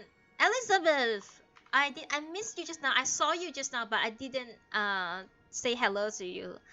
Thank you so much for attending my reading. I really really appreciate it. Thank you so much. Thank you so much. Saturday, it's always 11 a.m. So when Monday, Wednesday, Friday, Saturday, every day, every time I do Noodibles, it's at 11 a.m. GMT plus 8, sorry. I'm at GMT plus 8. So 11 a.m. GMT plus 8, and that's my Noodable live streams. I do also do other live streams for like rating content and other stuff, but those props up like without warning kind of. So do give me a follow on my channel. Do give me a follow on my Twitter so that you can get like notification of my live as it goes. I always there's a live notification when I go live, and also my Twitter for uh, fancy announcements. For mostly for Noodibles. I don't really post anything else beside Noodable stuff on Twitter, but it's helpful if you guys are into Noodable stuff. Um, so thank you very much for.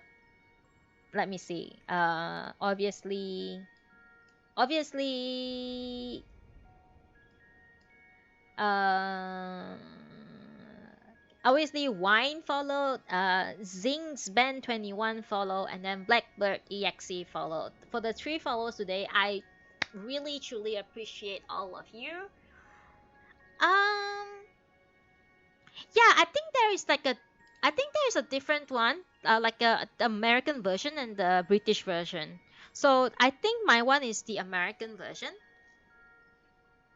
Uh, I think yeah. So you can yeah. It's if it's like printed in America. Mine is printed in America. So if yours is printed in like British, then there is a British version.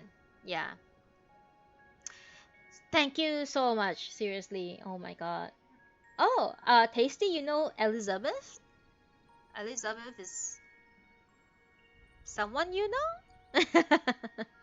But yes, thank you so much. I don't know why, but I have 15 viewers in my live channel. Please talk or anything in the stream chat right now so I get to know you guys more. And so my next Noodible stream will be on this coming Wednesday at 11 a.m. I'm heading out on Wednesday morning. I'll be rushing back. Hopefully it wouldn't delay Noodible, but Noodible will 100% be happening at 11. Oh, I know who it is. I think this is DN. Yep, it's DN. Yeah, cause DN is not here. It's 100% DN. So yeah. Anyways, oh my god, guys, I'm so excited. I don't know how I can retain. I don't know how I can retain 15 viewers for just reading, but I'm very overwhelmed and happy right now. This means a lot to me. It's a concept that I came up and Deanne, my good friend, encouraged me to do it live stream and in game as an event. Uh, I think it's Bit, isn't it? Is Elizabeth Bit? Probably Bit. I don't know. You guys have so too many outs. You guys are great. I deserve more than 15 viewers. It's so hard. I don't know. 15 retaining 15 viewers by talking nonsense like right now. I just expect everyone to just turn off the stream once I finish reading. Oh my, you guys, thank you so much. I like I said, I do live stream for other content as well, like savage raiding and stuff. If I don't know if you guys have seen my raid face. I do have a raid face. Uh, this is my this is sorry. This is my raid face. This is when I go raiding. Basically, it's I have to put a disclaimer because I knew it's bit. uh, uh, I don't want people to think that I'm angry at them. Alright? So I need to put a disclaimer that I'm concentrating at my raid. I might rage at some point, but uh, uh, uh, it's not promised. But this is the raid phase. So yeah. So right now is happy phase because I am enjoying your company and I love all of you. Thank you so much. Oh my god. I I 18 viewers. Why do I have 18 viewers? Hi, viewers in my viewers in my live stream. Leave me a comment. Give me a follow on the channel and my Twitter so that you can know when I go live. Check my schedule in my channel to see when I go live for Noodible. Noodible is a play on word on Audible. People call me Nuna in this game. So I read books basically passionately as much as I can. Uh, oh my god. I'm very overwhelmed right now and I don't know what to say. I think I should end the stream. I'm very but I have 18 viewers. I want to get to know these people. Like, dudes, like, leave me a comment, give me a follow so I know who you guys are. Come on.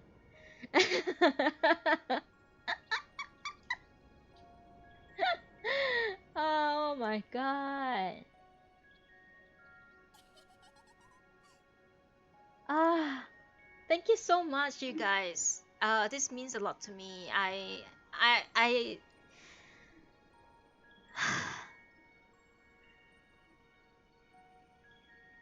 I really love reading. I really love reading to people, and for having people to read to, this really, really, really, really, really means a lot to me. So thank you so very much. Oh, Ariana, thank you. Thank you so much. Oh, all your outs have pinkish hair. Ah, I see, I see. I see.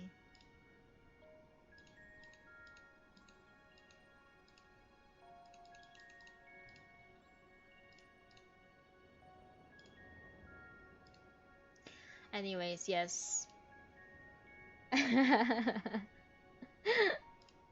But yes, I am very excited for whatever to come in the future. I will see you guys once again. Thank you for attending my reading session today on a very, very mundane Monday, yet still I have so many of you arrive here with me. So thank you so much, and I will see you guys next time. Adios!